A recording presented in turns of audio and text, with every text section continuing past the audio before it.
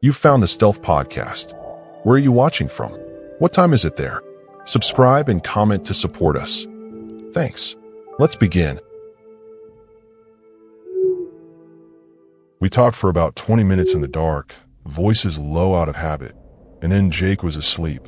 I lay there longer, listening to the absence of sound, which I told myself was fine. I'm not usually a bad sleeper. Back in Nashville, I fall asleep at my desk half the time. But out there, it took me longer than it should have. It wasn't noise keeping me up. It was the absence of it. There's a baseline hum to every city that you stop consciously hearing after a while, but your body still tracks it. Out in those woods, there was nothing to track.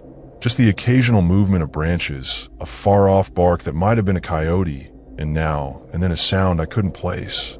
Low, brief, gone before I could hold on to it. Nothing specific, nothing I could point to. I told myself it was the adjustment, the same way your eyes need a moment in a dark room before they start working. I'd get used to it by the second night, I figured. I was wrong about that. I woke up to Jake already outside. The light inside the van was gray and still, and I could hear him moving, the creak of the folding chair, the small hiss of the camp stove. I checked my phone out of reflex. 6:48 a.m., no signal. I lay there another 2 minutes, and then gave up on sleeping.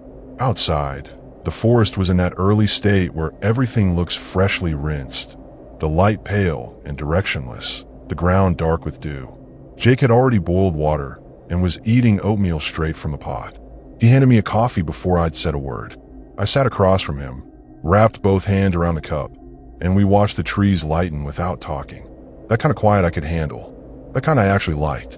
About 15 minutes in, he said it the way you say something you've been holding back because you weren't sure if it was worth bringing up. He'd seen a light moving through the trees the previous night. Not a reflection, not a firefly, a single white point moving at walking pace between the trees, maybe 200 yards out. He'd watched it for a few minutes before it vanished. I asked when. He said around 2 in the morning. I asked if he'd heard anything. He said no, nothing, and that was actually what had bothered him about it, that it was completely silent. He'd been watching from the roof vent, lying on his back in the dark. He didn't sound alarmed. He sounded like a man who had noted something eerie and was sharing the data. But the way his jaw shifted when he stopped talking told me something different. We went back and forth on it over breakfast. Jake had been living outdoors for 2 years and said you learn to tell the difference between what was actually wrong and what just felt wrong because it was unfamiliar. Hunters, he said. Someone checking a fence line. A park service worker doing a night survey. He listed these in a flat, reasonable tone, and they all made sense. I didn't push it, partly because I trusted his read on the outdoors more than my own, and partly because I didn't want to plan something in my head that I'd have to carry for the next 2 nights. We drove further in on the service road that afternoon, looking for a lake access he'd found on his map. The road was rougher than expected, deep ruts from heavy vehicles, probably logging trucks, and we gave up after a mile and walked the rest of the way. The lake access was a dead end, an overgrown boat ramp with the concrete half crumbled into the water. On the walk back to the van, Jake stopped. He crouched and looked at the ruts in the road. I came up beside him and crouched too. The tracks were fresh. Not that morning, but definitely after the last rain, which Jake said had come 4 days ago. The ruts were too narrow for a logging truck, the tread too clean for a Forest Service vehicle. Jake said he'd been out here 5 days and hadn't heard a single vehicle come down this road. He stood up and looked in both directions without a word, then started walking back. He didn't say anything more about it. I noticed his pace had picked up. I cataloged it and said nothing. Back at camp, I started to feel it. That specific, low-grade conviction that something is oriented toward you. Not from a sound, not from a movement, just a shift in atmosphere.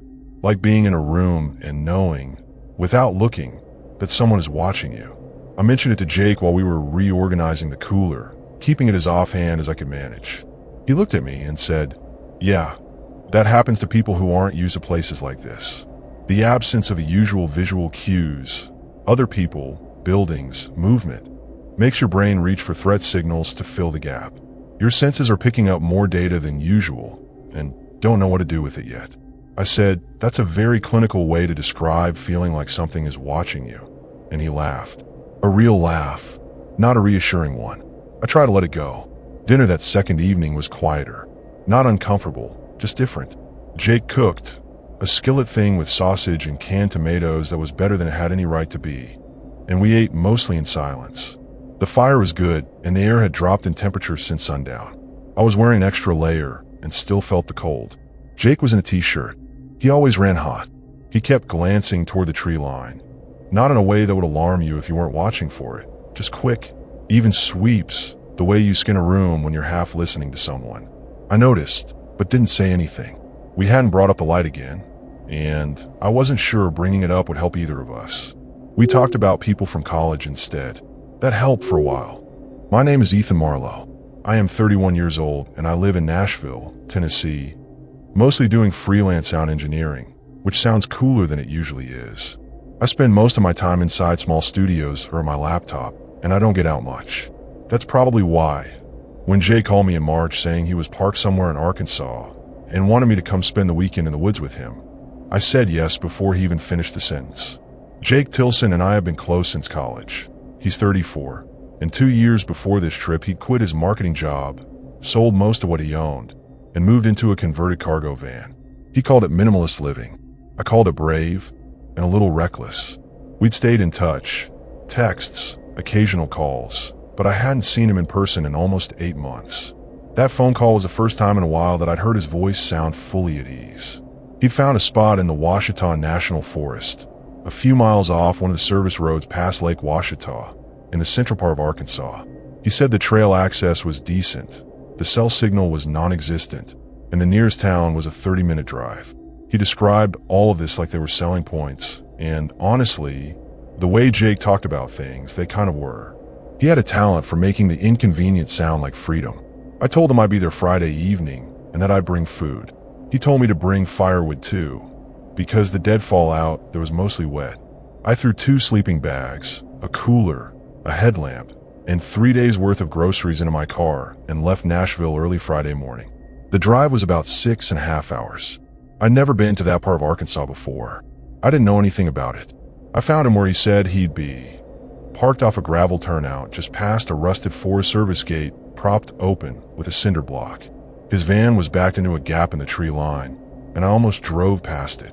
Olive green, no markings, a small roof vent, and a solar panel on top. Just a nondescript cargo van that looked like it had been sitting there for years. He was outside in a folding chair, coffee in hand, like he'd been there for hours. He probably had. Jake had that settled quality, a calm you have to work for or give something up for. He hugged me and handed me a coffee before I could say anything. And the first thing I noticed was how good he looked. Leaner than I remembered. Eyes clearer. Whatever that life was doing to him, it wasn't hurting him. The forest out there isn't like the woods I knew in Tennessee. It's thicker and quiet in a different way. Not peaceful quiet, but compressed quiet, like the trees are absorbing sound instead of bouncing it back. We walked out that afternoon following a path that didn't appear on any of Jake's downloaded maps.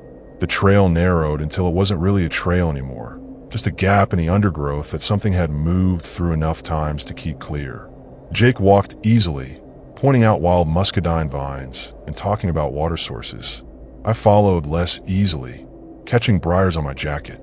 The sky above us was pale and enormous, and by the time we turned back, the light had already dropped 3 shades.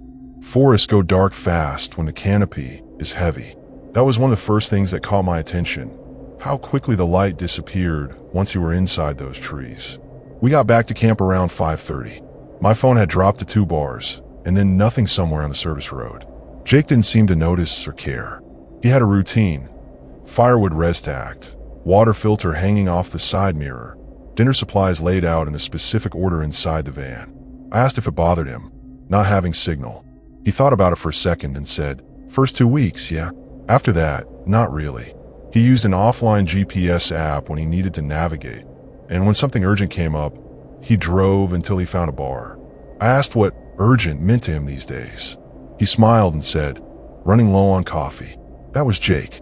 I cooked pasta on his camp stove while he got the fire started, and for a while it was just easy and good, the way being with an old friend can be when you stop performing and let things go quiet. We talked through dinner and into the dark, the way you do when you haven't seen someone in a while and you've been saving things up without knowing it. Jake talked about New Mexico, Utah, A weird week he'd spent near the Texas-Oklahoma line where the weather turned so fast he thought a tornado was going to take the van apart. I talked about work, a recording session that had gone sideways, the apartment I kept meaning to move out of. He listened the way he always did. No advice, no jumping ahead, just paying attention. At some point the fire settled low, and the woods on 3 sides of us went fully dark. Not city dark, not the kind where you can still see the outline of things. Real dark, the kind where if you held your hand up in front of your face, you'd have to feel it with the other hand to know it was there. Jake threw another log on the fire, and the light swung back. He'd been camped here for 4 days already, and he walked me through the setup, where the water source was, how far the tree line extended before hitting private property, how he positioned the van relative to the road. He seemed to know the area the way you learn a place when you sit quietly inside it for days. He said it had been completely uneventful. Just him, birds in the morning, deer in the late afternoon, and one morning a black bear about 100 yards out that had moved through without any interest in him. Normal wood stuff, he said. Nothing unusual. I believed him. We cleaned up, I brushed my teeth by headlamp, and Jake went inside while I stood there for a moment listening to the dark before I followed. The inside of the van was smaller than I expected and more functional than it had any right to be. Jake had built it out himself. A platform bed along one wall, storage underneath, a small counter with a fold-down extension, hooks for gear, a 12-volt fan on a flexible mount. Everything was where it needed to be and nowhere else. It smelled like cedar and old coffee and something slightly mechanical I couldn't identify. I slept on a foam pad he kept under the bed, sleeping bag over me. The roof vent cracked. The air that came through was cold and damp, with the specific smell of a forest at night. Organic, dense, not unpleasant. I was almost asleep when Jake knocked on the side of the van. 2 quiet knocks. I sat up fast, heart already moving. He opened the door and leaned in and said, softly, "It's back." I didn't ask what. I knew. I got up in my socks and followed him outside. The night was cold and moonless, and the trees in front of us were a solid black wall. Jake pointed. I looked. It took maybe 10 seconds, and then I saw it. A white point of light, the size of a distant porch lamp, moving slowly through the trees. Not fast, not erratic. Patient. We stood there and watched it move parallel to our camp for what had to be 3 or 4 minutes before it stopped. Just stopped. No fade, no flicker. It was there, and then it wasn't. We stood in the dark for a while longer after that, neither of us speaking.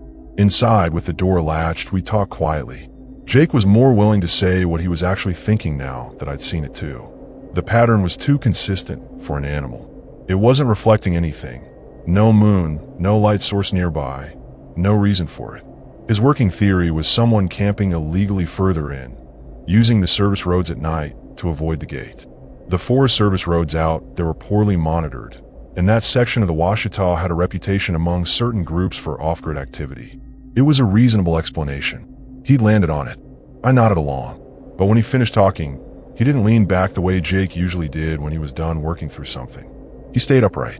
He sat that way for a while. I didn't sleep well. I don't think he did either. The next morning, I walked the perimeter of the camp while Jake was still asleep. I'm not sure what I was expecting to find. Probably nothing, and that was mostly what I found. But near the back edge of the clearing, where the tree line curved east and the undergrowth got taller, the grass was matted down in a way that didn't look like animal bedding. Too flat, too uniform. More like someone had stood in one place long enough for the ground to remember it. I looked at the distance from that spot to the campfire. You could see the fire ring from there. Both chairs, the van, the stove, the folding table. All of it clearly like a window. I went back inside and made the coffee and said nothing to Jake. Not yet. The third morning had a different weight to it.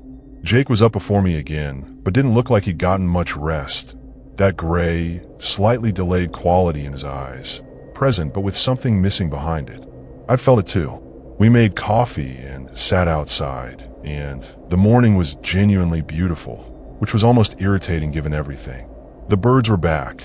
There'd been a stretch the day before where they'd gone quiet, which Jake said meant a predator was somewhere nearby, and the light came through the canopy in long, uneven columns. I drank 2 cups and thought about the matted grass near the tree line.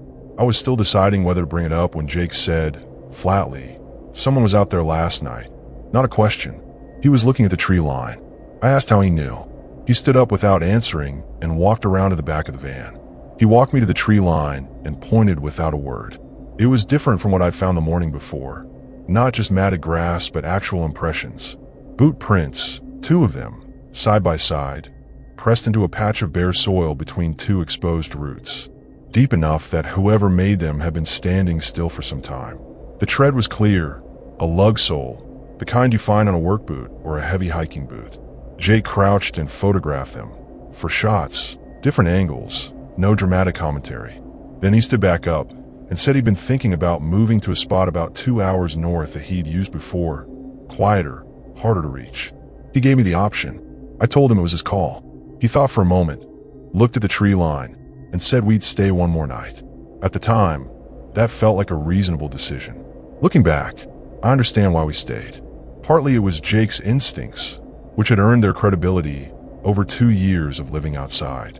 Partly it was the fact that the evidence, a light, some tire tracks, 2 boot prints, was each individually explainable. Nothing had actually happened. Whatever it was had kept its distance, and distance isn't nothing. And partly, if I'm being fully honest, it was pride. The refusal to be the guy who gets himself spooked out of the woods by things he can't name. I know how that sounds now. At the time, it felt reasonable. We made a plan. Stay close to camp, keep the fire going through the night, keep Jake's headlamp and folding knife within reach. He also moved the van, repositioned it so the rear doors faced a clear sight line, shifted gear so he could get to the driver's seat quickly. He did this without narrating it. I just watched him do it. We stayed near camp all day, made food, talked, tried to make the afternoon feel like what it was supposed to be. 2 friends in the woods, uncomplicated. We played cards at the folding table for over an hour. Jake taught me a 2-player game he'd learned from someone at a campground in Nevada, and neither of us remembered all the rules, so we invented them as we went. For a while it worked. I laughed a couple times, real, involuntary laughs. The afternoon was warm enough that I took off my extra layer and felt almost normal. Then around 4 o'clock, a car went down the service road, not through the gate we'd used, on a parallel track somewhere deeper in the trees. We heard the engine for 5 seconds, and then it was gone. We looked at each other and didn't say a word. Jake walked to the edge of the turnout and looked both ways down the service road. I hung back. The road was empty in both directions. No dust, no sound. He came back and said the parallel track he knew about connected to the main road about 2 miles back. So whoever was on it had either come from that direction or was already in the forest before we'd arrived that morning. I asked if he'd ever heard anyone on that track before. He said no. 5 days parked here. Not a single vehicle on either road. I sat with that for a moment. The woods around us felt larger after that. Not in the expansive way they had the first afternoon, but in the way a room feels larger when you suspect you're not alone in it. I went back to the cards. Jake made dinner early. The fire went on before the light was even fully gone. By dark, we had a good fire going. Big and stable, the kind that pushes the dark back far enough that you can almost forget it's there. We'd both had a couple of beers, which helped with the edges. Jake was telling me about a night outside Moab where he'd watched a thunderstorm move across a plateau. The lightning so constant it lit the whole sky in sequences, and it was the most extraordinary thing he'd ever seen. I was genuinely listening. I wanted to be there, in that story, somewhere else entirely. The fire cracked and shifted, and Jake's face was lit orange across from me. For about an hour, everything felt entirely fine. Then the fire settled, the way fires do, and the light pulled back, and the darkness on all sides moved in to fill the space. It didn't do anything else, just move closer. We'd been sitting there another half hour when we heard it. A metallic sound, not loud but specific. A single knock, then a scrape, like something sliding across a surface.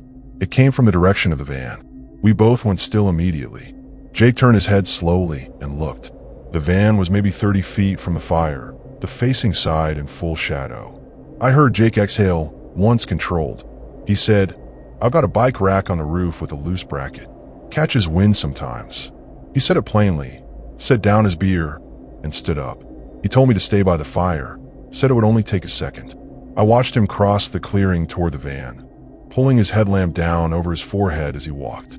He went around to the rear of the van, and I heard him check the back door, a brief rattle, and then the sound of his boots on the metal rungs of the rear ladder. He climbed slowly. I watched the roof and saw the beam of his headlamp swinging up and across the surface.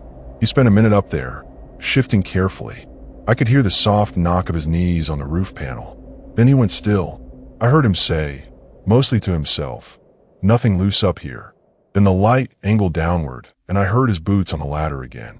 One rung, two, and then nothing. No third step, no fourth. Silence. I waited. I assumed he was checking something at the back, the hitch maybe, or the bumper. I went back to looking at the fire. He'd be around the side in a moment. He wasn't. I gave it 4 or 5 minutes. Generous ones, the kind you allow when worry is still in its early, unconvincing form. I called his name once, not loudly. Nothing. I called again, louder, and my voice went out into the trees and came back smaller than I'd sent it. I walked to the rear of the van. The ladder was there. The door was latched. The ground at the base of the ladder was empty. I could see Jake's footprints in the dirt, clear in the firelight, going to the base of the ladder, and they stopped. Whatever happened next didn't leave prints in the direction I expected. I stood there, in the dark behind the van, alone, and called his name again, and the woods gave me nothing back. I told myself it was something simple, that Jake had gone into the trees to take a leak, or had heard something and gone to check on it, or had looped around, and I'd simply missed him. I walked the full perimeter of the van twice, headlamp on, calling his name every 30 seconds. No flashlight beam moving between the trees, no voice calling back, no sound of boots on ground. The fire was still going behind me, throwing orange light over the clearing, and on every side of it the forest sat dark and closed. I checked the van, unlocked as always, keys on the hook by the door. His boots were not inside, but his shoes were a pair of worn New Balances he kept for around camp. His jacket was folded on the passenger seat. His phone was plugged into the solar charger on the counter, screen dark, full battery. I spent the next stretch of time trying to stay methodical. I called his name in all 4 directions from the edge of the clearing. I cut my headlamp and stood still in the dark and listened for a long time. I walked the service road 50 yards in each direction, swinging the beam through the trees. Nothing. I came back to the van and stood in the firelight and tried to think clearly. Close to 30 minutes had passed. I was tracking on my phone. 30 minutes is a long time to be somewhere dark and quiet without making any sound. 30 minutes isn't an accident. I went back to the rear of the van and pointed the headlamp at the ground at the base of the ladder. That's when I saw the drag marks. They started at the base of the ladder and moved northeast into the trees. Not footprints, something broader. A continuous furrow in the dirt, 2 feet wide or so, with scuff marks to either side at irregular intervals. The pattern you get when something heavy is being pulled. It wasn't subtle. Once I allowed myself to understand what I was looking at. The marks went to the tree line, and the trees swallowed them. I stood at that edge with the headlamp pointed into the dark, seeing maybe 30 feet before the undergrowth closed in. I called Jake's name one more time. I did not go in. Some part of me understood that going into those trees alone, at that hour, with those marks in the ground, was the worst decision I could make. I walked back to the fire and sat down and breathed and tried not to think about where the marks ended. I did go in eventually, multiple times through the night, headlamp on, calling, stopping to listen. A broken branch about 60 yards in. A patch of darker soil that might have been moisture or might have been something else, and I didn't let myself look at it too long. I didn't find Jake. I found a silence so complete that by 2 in the morning, I'd started counting my own heartbeats just to have something to track. Around 3, I sat down at the coals and made myself be still and think. My phone had 1 bar at the campsite, not enough for a call. I had 2 choices, stay until daylight and drive out, or take the service road now in the dark on a road I didn't fully know. I stayed. I kept the fire going. I sat with my back to the van and watched the tree line until the sky began to change. The last 2 hours before dawn were the longest I've lived through. I had the van door open behind me and the dome light on, and I sat in the folding chair with the headlamp on my forehead and the fire at my feet.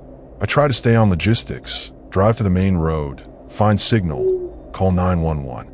I try not to follow the drag marks with my mind, try not to put Jake at the end of them, but you can't always choose where your mind goes. By the time the sky shifted from black to deep blue to that gray pre-dawn color that means the night is almost finished, I'd run through enough versions of what might have happened that I felt hollowed out. Not calm, hollowed. The bird started up while it was still dark, and I've never been more grateful for birds in my life. I drove out as soon as I could see the road without headlights. I didn't pack anything, locked the van side door out of reflex, got in my car and drove. The service road was rough, and my hands were shaking on the wheel. Cold air through the cracked window helped me hold it together. It took 20 minutes to reach the main road, and by then I had signal, 2 bars, then 3. I pulled over on the shoulder and called 911. I don't remember everything I said. I gave them Jake's full name, said he'd been missing since around 10:30 the night before, told them about the drag marks. The dispatcher asked me to repeat the location several times. I gave her the GPS coordinates I'd screenshotted before losing signal. She told me to stay where I was. I sat on the shoulder of a 2-lane road in the Ouachita and waited for the dark to finish. The first deputy arrived 20 minutes later with a second car close behind. By 9 in the morning, there were 7 people at the campsite: county sheriff's deputies, a Forest Service officer, and 2 search and rescue volunteers with a dog, a big red bloodhound named Deputy, which felt both appropriate and slightly unreal. She was calm in a way that made everything temporarily feel more manageable. The team spread out from the rear ladder, following the drag marks northeast, and within half an hour a deputy came back to tell me the tracks continued roughly 40 meters before becoming unclear in the denser undergrowth. She said it without any shift in expression. I asked what unclear meant. She said the ground got wetter and softer, and the marks became harder to distinguish from other disturbances. They'd keep working. I spent that day at the edge of things. They offered me water, offered to let me sit in a patrol car with the heat on, and I said no. I needed to see the tree line. Teams went in and came back and went in again. The bloodhound worked until noon. A second dog arrived around 2 in the afternoon. By 4 o'clock, volunteers were spread across 3 square kilometers of forest with nothing conclusive. A state police officer walked me through the sequence of events 3 times, and I gave the same details in the same order each time. That evening, Jake's older sister Carla, who'd driven from Little Rock, arrived at the staging area near the gate. She had Jake's eyes. I watched her talking to a detective, and then I looked away and kept my eyes on the tree line until the dark made it pointless. The significant finding came on the 4th day, about a kilometer northeast of the campsite, in a section of dense bottomland where the canopy was low and the ground stayed wet. One of Jake's shoes, a brown leather lace-up I recognized from the very first morning when he'd been outside with his coffee, and his shirt, the flannel he'd been wearing when he climbed the ladder, lying across a root or placed on one. The searcher's initial report used the word placed, then walked it back to located. Just those 2 things. No blood, no signs of a struggle, no other belongings, no indication of what had carried him from the base of that ladder to that section of trees. The search continued 3 more days after that finding, then wound down and became a case, and the case stayed open. Jake stayed gone. They brought me in for a formal interview with a state detective 2 days after the items were found.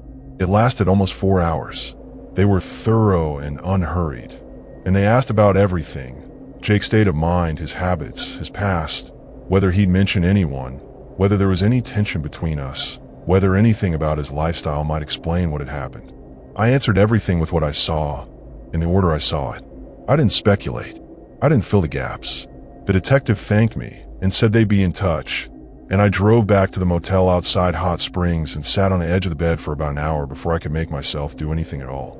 I'd talked to Carla twice by then. We texted. Neither of us had the right words, because there aren't any for that particular shape of not knowing. I drove back to Nashville 10 days after I'd left for Arkansas. The drive down had taken 6.5 hours. The drive back took almost 9, because every hour or so, I'd pull into a parking lot and sit for a while before I could get back on the highway.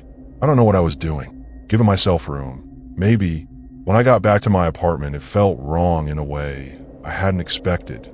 Too much furniture, too much light, the hum of the refrigerator and the neighbor's TV bleeding through the wall. All the noise I'd lived inside my whole life. I stood in the kitchen and made a cup of coffee and didn't drink it. I called my mom and told her I was home. I didn't say much else. I wasn't ready to put it into words yet. The weeks after were uneven. I went back to work, studio sessions, mixing from home, and the mechanical part of it was fine. My hands knew what to do. But my attention kept sliding sideways. I'd be in the middle of a session and a sound would come through the monitors. Ambient wind, field recordings, something textural, and I'd just stop and listen. I became precise about silence, about what it actually contains, as opposed to what we assume it contains. I started paying attention to the moments in recordings where nothing was happening, and what that nothing was actually made of. My colleagues thought I was getting more detail-oriented. I didn't correct them. I talked to the detective twice more in the first 2 months, once when a lead turned out to be nothing, once when they'd expanded the case to include background on a man seen in that section of the Ouachita the previous year. I wasn't told more than that. Everyone has a theory. I've heard most of them by now. Jake's friends, strangers online, people who found the case through a true crime podcast that ran an episode about it 8 months later. The theories range from mundane to not. Some people think it was a fall, that he slipped from the ladder, hit his head, and wandered disoriented into the trees before collapsing somewhere the search teams never reached. Some think there was someone out there, that whoever left those boot prints came back a third night, and Jake surprised them, and they panicked. And some people think Jake chose to disappear, that the van life had been a long runway towards something he didn't want anyone to follow him into. I know which theory hurts the most. I also know which one I don't believe. I keep coming back to the shoe and the shirt, not because they're necessarily the most significant findings. The investigators told me they might not be, but because of their condition, both intact, undamaged, no signs of trauma. The shirt was in something close to a folded position, and that word showed up in an early report before someone walked it back. That detail bothers me more than I've been able to explain, even to myself. A person in distress doesn't fold their shirt. A person who fell and wandered doesn't fold their shirt. And someone who wanted to disappear might do that, but it still doesn't account for the drag marks, which were real, which 3 people confirmed before I could have led them to anything. I've redrawn the geometry of that night so many times. The fire, the van, the ladder, the tree line, the angle of the marks, that it no longer gives me anything new. The image just sits there, the same every time, refusing to close. The detective called about 14 months after it happened. The case was still open. No significant new evidence had been developed. He said it the way you say things you've said before and expect to keep saying. I thanked him and hung up and spent a long time after that thinking about the phrase significant new evidence, specifically about the space on either side of the word significant and how much fits inside it. I've thought about going back to the Ouachita, not to the campsite, just to the area. I haven't. I don't know what I'd be looking for out there, and I'm less sure I'd want to find it. Some questions don't come with answers you can actually live with. That's something I've had to make peace with, which is different from having made peace with it. And I think the difference matters more than it might seem. Jake's van was towed to an impound in Hot Springs after the investigation wrapped and eventually released to Carla. She kept it for about a year before selling it to a man who was going to convert it into a food truck. I didn't feel anything about that at first. A few weeks later, I felt something specific about it that I couldn't name. Not bad, not good, just the feeling of watching something end that had already ended, with one visible final step. Jake had put real months of work into that van. Every cut, every bolt, every seam was deliberate. I think he'd have something to say about the food truck idea. I think he'd find it funny, or at least fitting. He always liked the idea of a thing moving from one purpose to another instead of just stopping. That was a very Jake way of thinking about things, and I miss it more often than I expected to. I still live in Nashville. I still do sound work. I haven't gotten into van life. Not because I'm afraid of it, exactly, but because I think what appealed to me about it was mostly Jake himself, his ease inside it, the way he made it look livable and honest. Without him, it's just a van. But I've changed in smaller ways. I go outside more. I drive into the countryside, sometimes with no specific destination, pull over somewhere with a view, and sit for a while. I've learned to be still in a way I wasn't before. Silence used to mean nothing to me, just the absence of noise. Now I know it contains things. I've gotten good at listening to what's inside it. I don't know if Jake would think that was a fair trade for everything it cost. I can't know what Jake would think about anything anymore, and that's the part I've never fully gotten used to, even now. Years later, the case is still open and Jake is still gone. Carla and I still text sometimes, usually around his birthday in September. Last spring I drove through Arkansas on the way somewhere else, and I went a few miles out of my way to pass the turnoff for the service road. Not to stop, just to see it. I slowed down and looked at the weeds growing in the rut, the rusted gate, the tree line beyond it, and then I kept driving. I don't know what happened to Jake. I know what I saw over those 2 nights, and I know what the ground showed me at the base of that ladder. And I know that whatever moved through those trees was patient and quiet and unhurried about it. I know that something took him from behind his own van in the time it took me to walk around to the front. Those are the facts I have.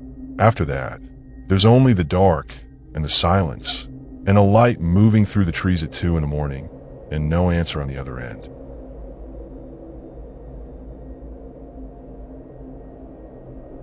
My name is Delia Voss. I'm 41 years old, and I live out of a converted Sprinter van I've been calling home for about 3 years now.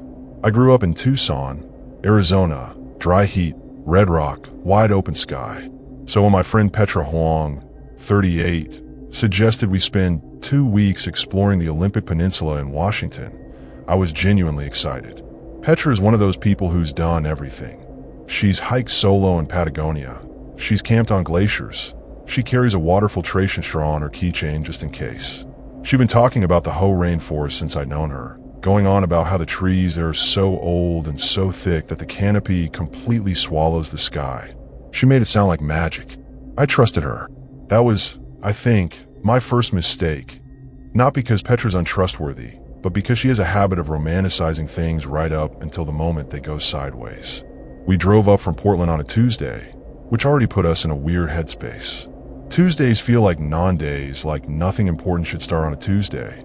And yet there we were, merging onto the 101 North with a cooler full of oat milk and cold brew, and 2 weeks of freeze-dried meals stacked in the back. Petra was navigating from her phone while simultaneously trying to eat a breakfast burrito she grabbed at a gas station in Olympia, and she kept dropping it. She dropped it twice. I told her that was a bad omen. She told me I sounded like her grandmother. We laughed.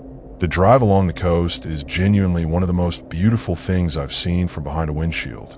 The highway hugs the edge of the Pacific at points, and the light on the water that morning was this pale, silvery thing, almost like the ocean was lit from underneath. I kept wanting to pull over, but Petra said we had to make time.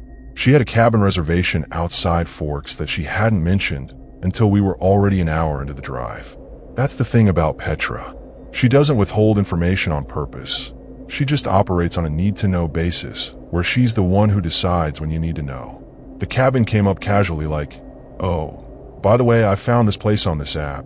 It's super off-grid. The owner said there's no cell signal, but the forest views are insane." And I said, "What app?" And she showed me something I'd never heard of. Not HipCamp, not Airbnb, something called Stay Wild that I could not find with a quick search when I had signal. She had a PDF confirmation, which she printed, because Petra is one of those people who still prints things. The cabin was listed under a host named R. Callum, and the profile photo was a picture of a Douglas fir, not a person. I stared at that photo for longer than I probably should have while Petra told me the place had a wood stove and a rain barrel and a loft with a skylight. I said sounded great. I meant it. I just had this small, quiet unease that I filed away without opening. Forks itself is a strange little town. If you've never been, it's the kind of place where the timber industry left and never fully came back. And you can feel that in the buildings. The Dollar General, the diner with the hand-lettered sign, the motel with the vacancy light that blinks on a 2-second delay, like it's hesitating. We stopped for gas and groceries at a thriftway that smelled like cedar and old coffee, and the woman at the register, maybe late 60s, reading glasses on a beaded chain, looked at the address Petra gave her and went very still for just a moment. Not long, just a breath. Then she smiled and said the road wasn't always marked, but to follow the mileage and we'd find it. She put our groceries in a paper bag and said, "You girls be careful out there. That forest plays tricks." We laughed because it seemed like the kind of thing locals say to tourists to seem mysterious. We were wrong to laugh. Not about her specifically. She was probably just being friendly, but about the laugh itself. About how easy it is to hear a warning and dismiss it as atmosphere. The turnoff for the cabin was exactly where the woman said it would be. A gap in the tree line on a gravel road with no signage, just 2 tire ruts in the moss. The moment we left the paved road, the forest closed in. I don't mean that poetically. I mean the canopy literally sealed above us within about 30 yards, and the light went from gray afternoon to something closer to dusk at 2 in the afternoon. The trees out here aren't like trees you've seen elsewhere. They're Sitka spruce and Douglas fir and western red cedar, and they are old and massive and hung with so much moss that they look almost soft, like something draped in wool. There's a term for it. The temperate rainforest creates what's called a nurse log ecosystem, where fallen trees become the beds for new growth, so everything is growing on top of everything else, layers and layers of green. It's beautiful. It is genuinely, deeply beautiful. But it also means the forest has no empty space, no gap, no place where your eye can rest and find nothing. Everywhere you look, something is growing, something is alive.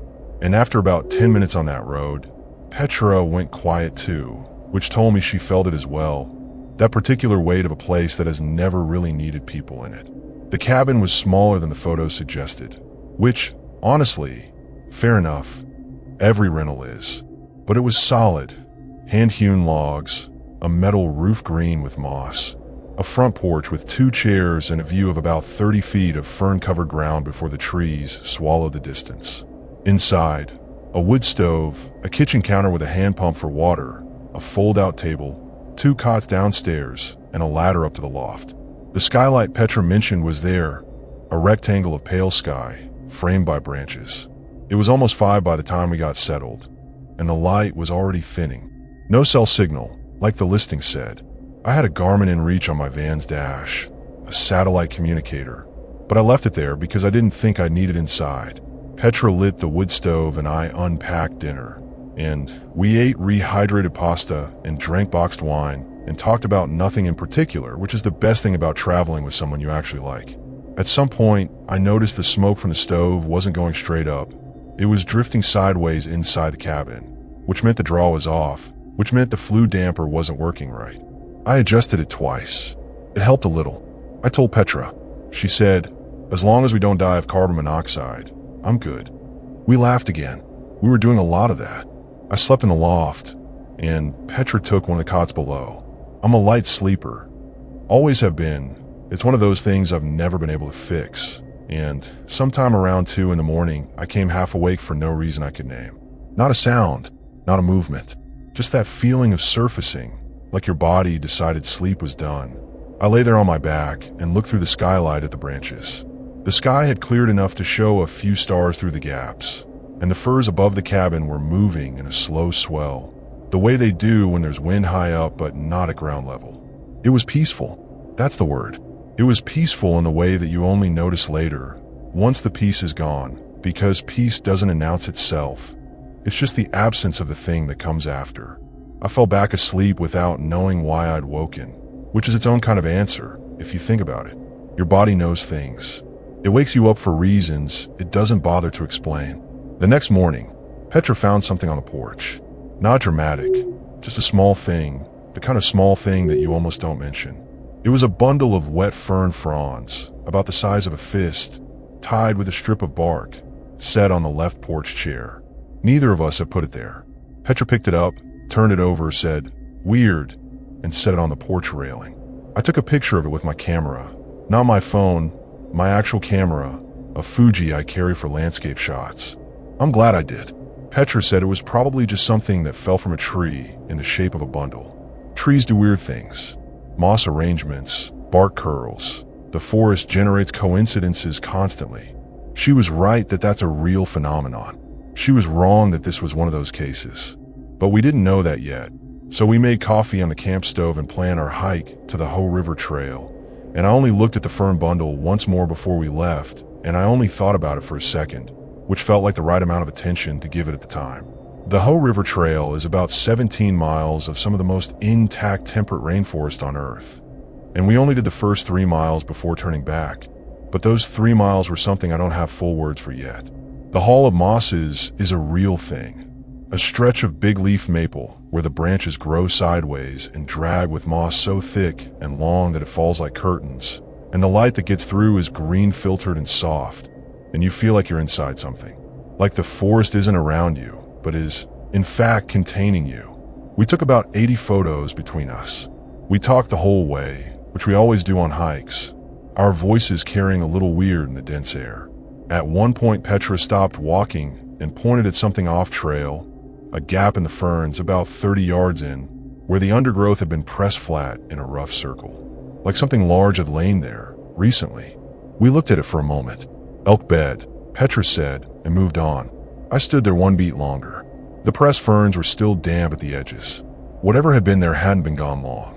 We got back to the cabin around 4, and the fern bundle on the porch railing was gone. I noticed it the second we stepped onto the porch, the way you notice when something that was in a specific spot isn't anymore. Petra didn't notice at first. I didn't say anything right away. I just stood there for a second, looking at where it had been, then went inside. I told myself the wind had knocked it off. There had been a light breeze on the trail. It was a reasonable explanation. I pulled it out twice more over the next hour, examining it, and it held up each time, which is the thing about reasonable explanations. They're not wrong just because something worse turns out to be true. We made dinner, a real one this time. Pan-fried trout Petra had bought at the Thriftway and wild rice, and a salad that was mostly just arugula in desperation. The wood stove threw good heat, and outside the rain had started. That particular Olympic Peninsula rain that isn't heavy so much as total. A fine mist that comes from all directions and saturates everything and makes the forest sound like it's breathing. We played cards. Petra won 3 out of 4 hands of gin rummy. I accused her of cheating and she denied it, and we both knew she probably wasn't, but it was funnier to pretend. Around 8, Petra went outside with her headlamp to check on the rain barrel we'd been using for non-drinking water. It had a float valve we weren't sure about, and she came back in faster than she'd gone out, not quite running but close. She shut the door behind her and stood there for a second with her hand still on the knob. I looked up from the cards. She said, "There's a light in the trees." I went to the window. I couldn't see anything at first, just the dark and the rain and the firs pressing in close. Then I saw it, about 200 yards out, through the gap where the gravel road curved away, a yellowish light, moving. Slow, methodical, not the swing of a handheld flashlight, more like a lantern, swaying on something. "Could be another cabin," I said. Petra said she didn't see any other structures on the booking app, and the host notes said we were the only rental in this section of the tree farm lease. We watched it for maybe 3 minutes. Then it went out. Just gone. We stood at the window for another 5 minutes waiting for it to come back. It didn't. Petra sat back down at the table and picked up her cards and said, "Probably a ranger." I said, "At 8 on a rainy Wednesday." And she said, "Could be." She didn't sound like she thought it could be. She sounded like she wanted to think so. There's a difference, and I know her well enough to hear it. I checked the door that night before bed. It had a sliding bolt, nothing fancy, and a handle set with a thumb latch that you could pop from outside if you had the right thin tool. I mentioned this to Petra, and she looked at me like I was being dramatic. Maybe I was. I slid the bolt anyway. The window latches were those old lever-style ones that go loose over time, and one of the 2 downstairs windows had a latch that would only hold if you pressed it hard while you turned it, which I did. Twice. Petra went to sleep fast, the way she always does, like someone pulled a cord. She was out in 10 minutes. I could hear her breathing shift. I lay in the loft and looked at the skylight and listened to the rain on the metal roof, which was loud and rhythmic and should have been soothing and was mostly, except for the gaps between the rain bursts when you could hear the forest underneath it. Not sounds exactly, just the presence of something large and old and completely indifferent to whether you were comfortable.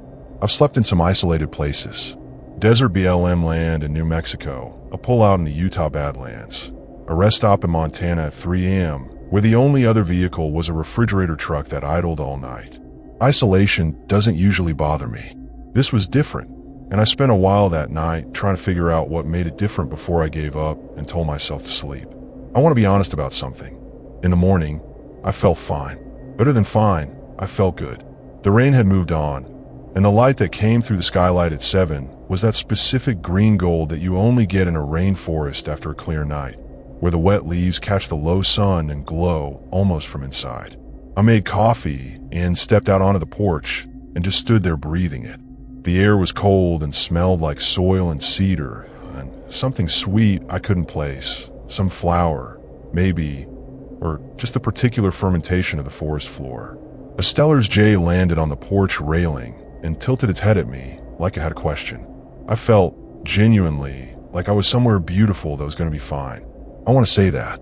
I want to be clear that the forest in the morning light is the most beautiful thing I've seen in years, and I don't want whatever came after take that away from it. because the forest itself never asked us to come. Petra wanted to drive into Forks for supplies and hot shower at the campground showers near the Hoh River campground, and I wanted to stay and photograph the light, so we split up for the morning, which in retrospect was not my best decision. Not because anything happened to me while she was gone. Nothing did. But because being alone in that cabin gave the silence a different quality. When Petra left, the engine's sound faded down the gravel road, and then the forest just absorbed it. One moment I could hear the van, and then I couldn't, and there was no gradual fade. It was like a door closing. I walked the perimeter of the cabin, taking photos. On the north side, where the trees came closest, I found something in the mud at the edge of the clearing. Footprints. Actual human footprints. Bare feet, medium-large size, deep enough to have been made when the rain was still falling, so sometime in the night. They came from the tree line and stopped about 6 feet from the cabin wall, below the window with the loose latch. And then they went back. Whoever had been there had come to the window, stood there, and returned to the woods. I stood looking at those prints for a long time. The mud around them had begun to firm as the day warmed, which meant by afternoon there'd be no trace. I photographed them, both with my Fuji and with the Notes app on my phone, even without signal. Then I went inside and I checked the window latch. It was open. The latch I had pressed and turned twice the night before was open. That was when I stopped feeling fine. It wasn't fear, not yet. It was something more specific, something narrower and colder than fear. The feeling of understanding that you have been in a situation you didn't know you were in. Like when you realize mid-conversation that the other person has known something the whole time and has been waiting to see how long it takes you to catch up. I sat on one of the cots and put my camera down and just sat there for a while. When Petra came back, she was gone maybe 2 hours. I showed her the photos on my camera screen. She stood very still looking at them. Then she said, "We should go." I said, "Yeah." Then we both just stood there. We didn't go. I don't know why. Partly because it was 11 in the morning and the light was good and the immediate threat, whatever it was, felt distant in the daylight. Partly because Petra brought back real groceries including cheese and salami and sourdough and good coffee, and it felt insane to leave all that. Partly because we'd paid for the week and we're both the kind of people who feel bad about wasted money. These are small, stupid reasons to stay somewhere after finding barefoot footprints under your window, and I know that, and I knew it then. We stayed anyway. We stayed, but we made a plan, which is what Petra does when she's nervous.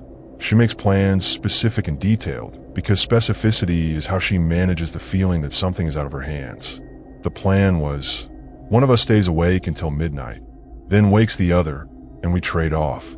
We move the van closer to the cabin, within sight of the porch.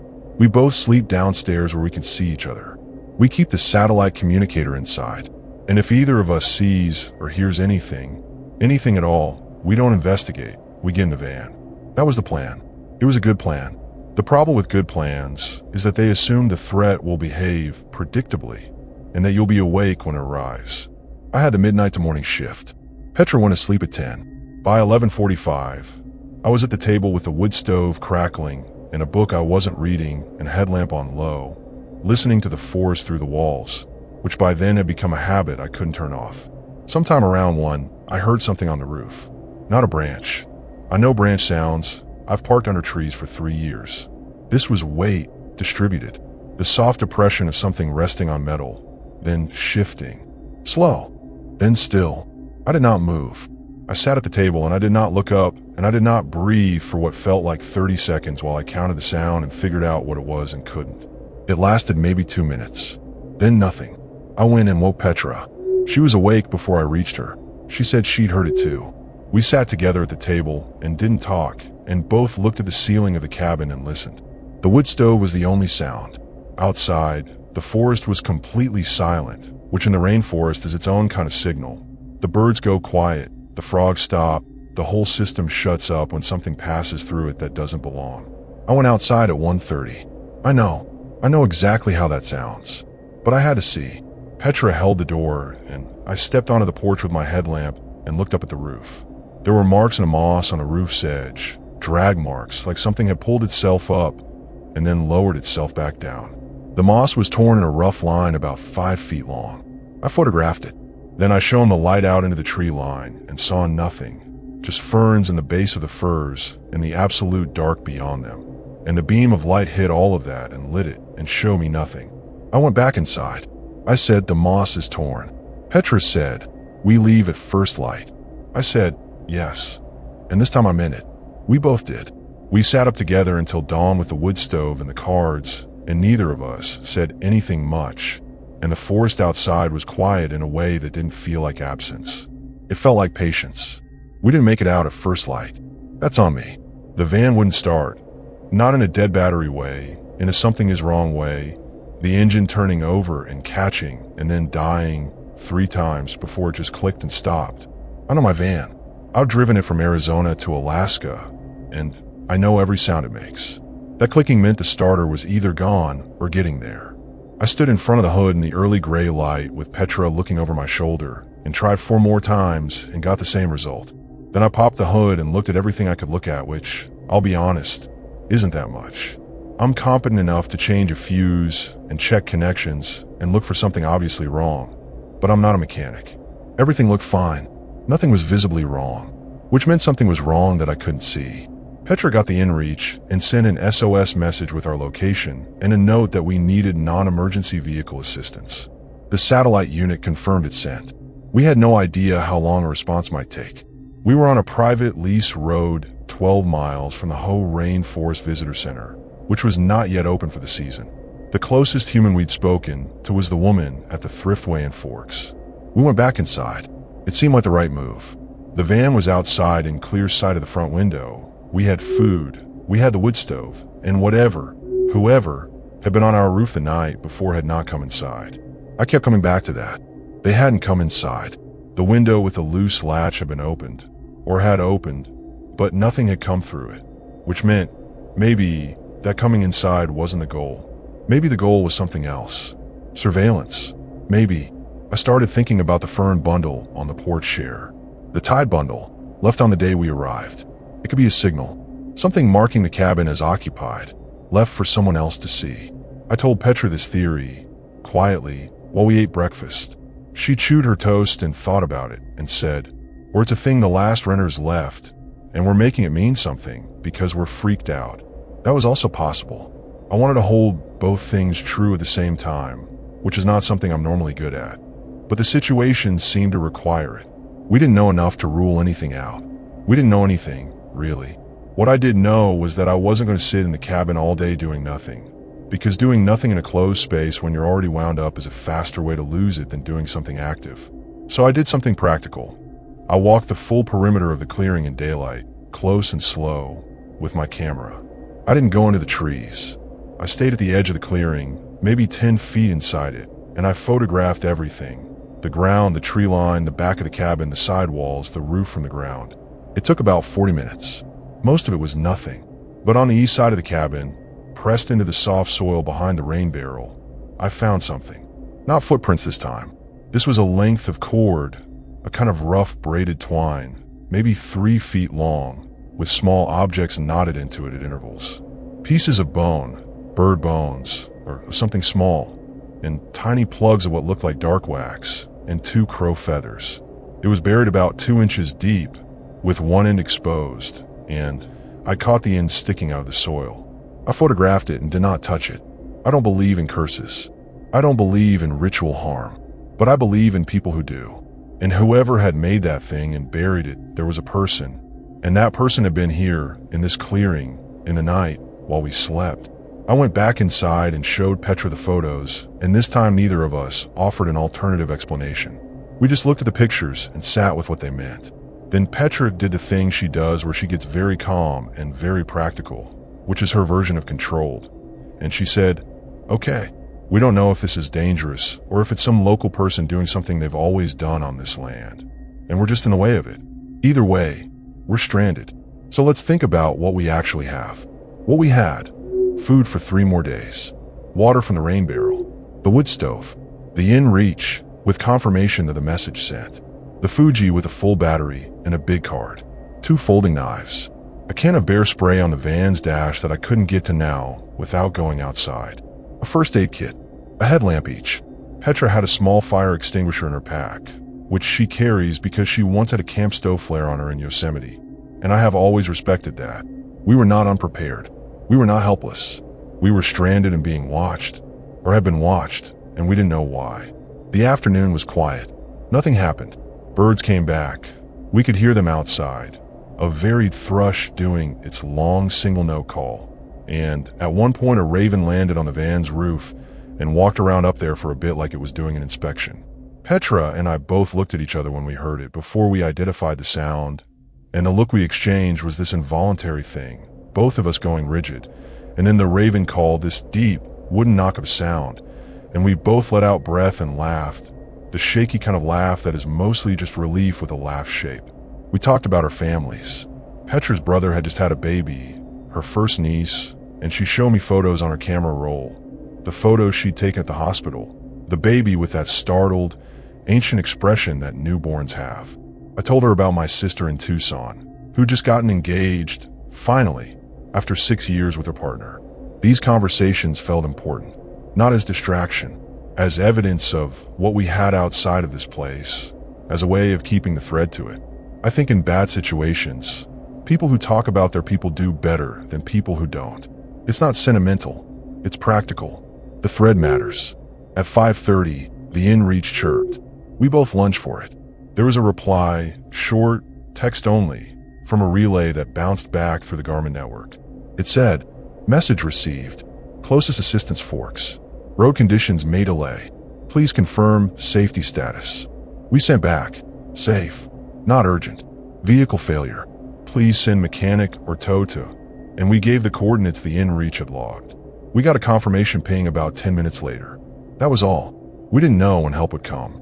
We didn't know if they'd come tonight. But the message had gotten through, and someone on the other end had read it and responded. And that, right then, was the most important thing in the world.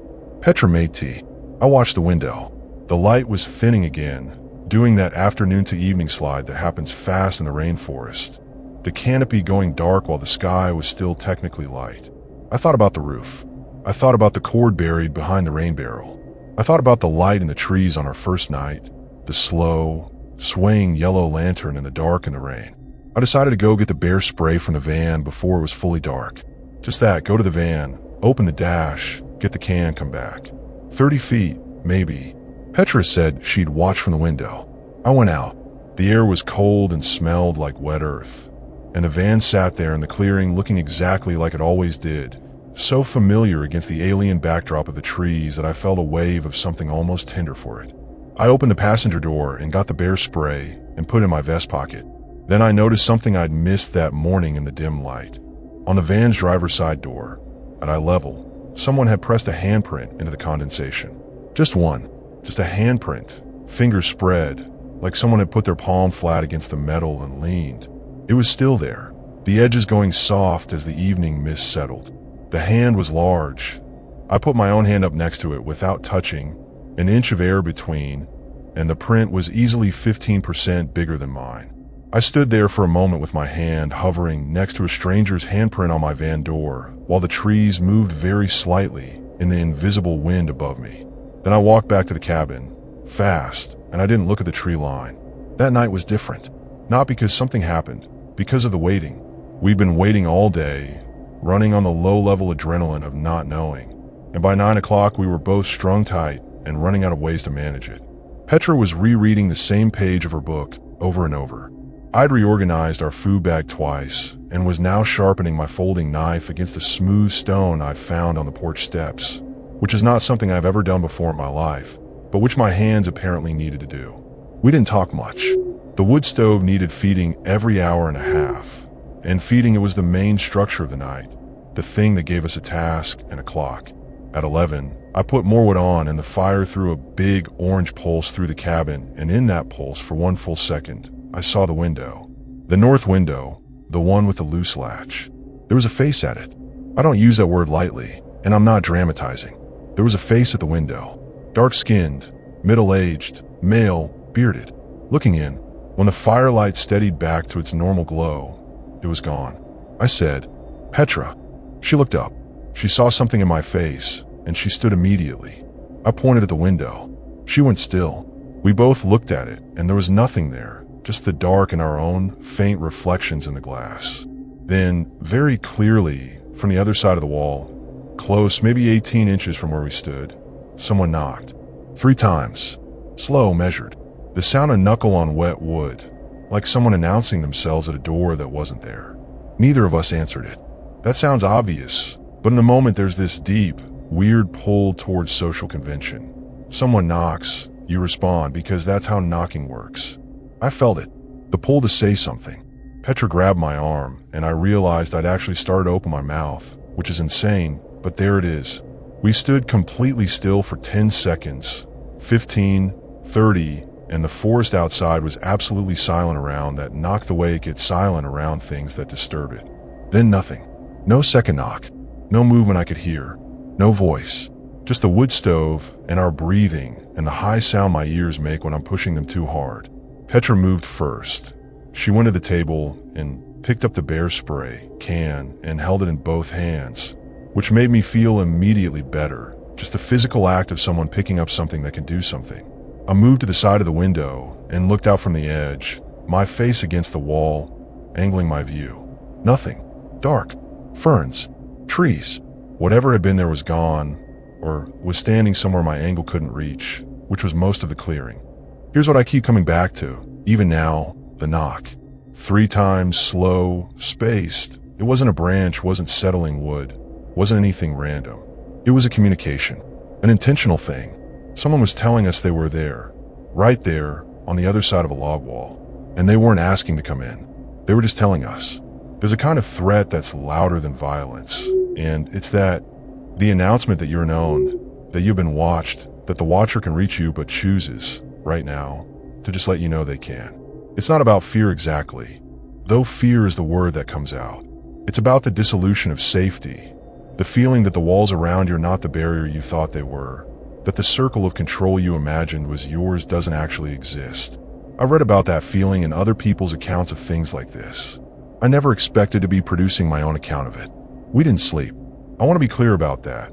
We made a plan to take shifts, but neither of us actually slept, and we stopped pretending around 3 a.m. and just sat at the table together with the wood stove and the bear spray and the knives and the inReach and waited for the light to change. We sent another message on the inReach, just to check in, still waiting for assistance. Please confirm ETA if available. No response. The battery was still good, the satellite signal was green, but no response came. That happens.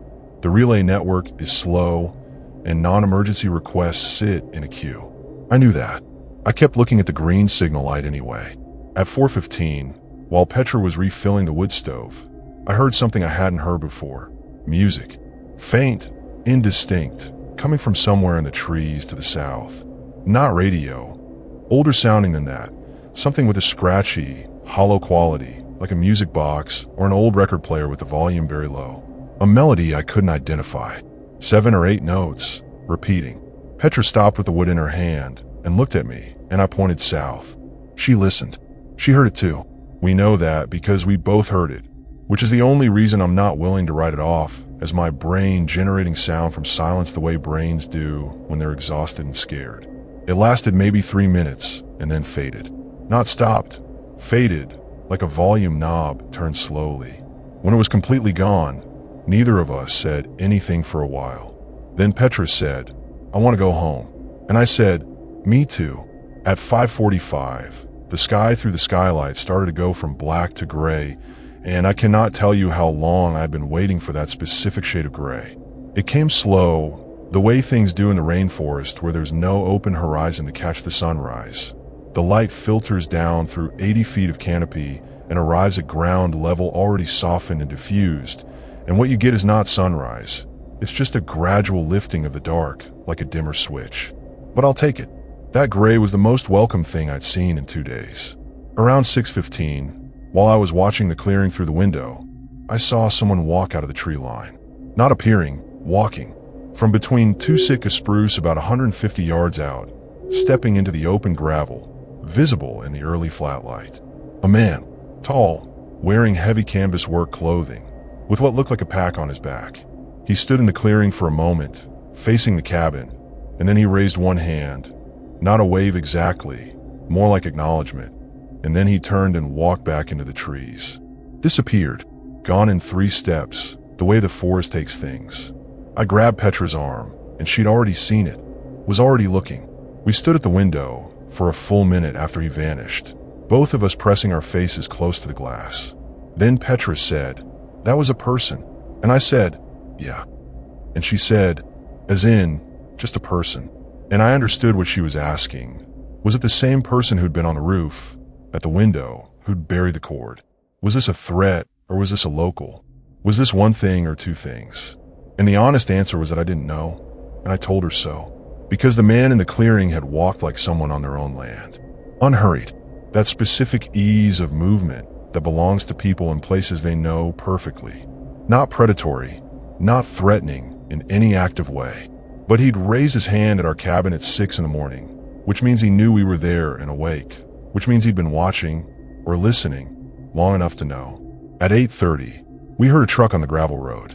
Not imagined. An actual engine, actual tires on loose stone, growing louder.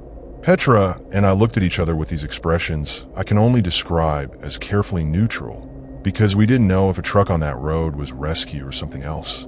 I stood behind the door, and Petra stood with a bear spray by the window, and the truck came into the clearing and stopped. White pickup, mud splattered, with a Forks Automotive sticker on the door. The driver was a guy, maybe late 40s, flannel jacket, coffee travel mug on the dash. He got out and stretched his back and looked at the van and took out a phone and looked at something on it. Then he looked at the cabin. We came out. His name was Dale. He was entirely normal.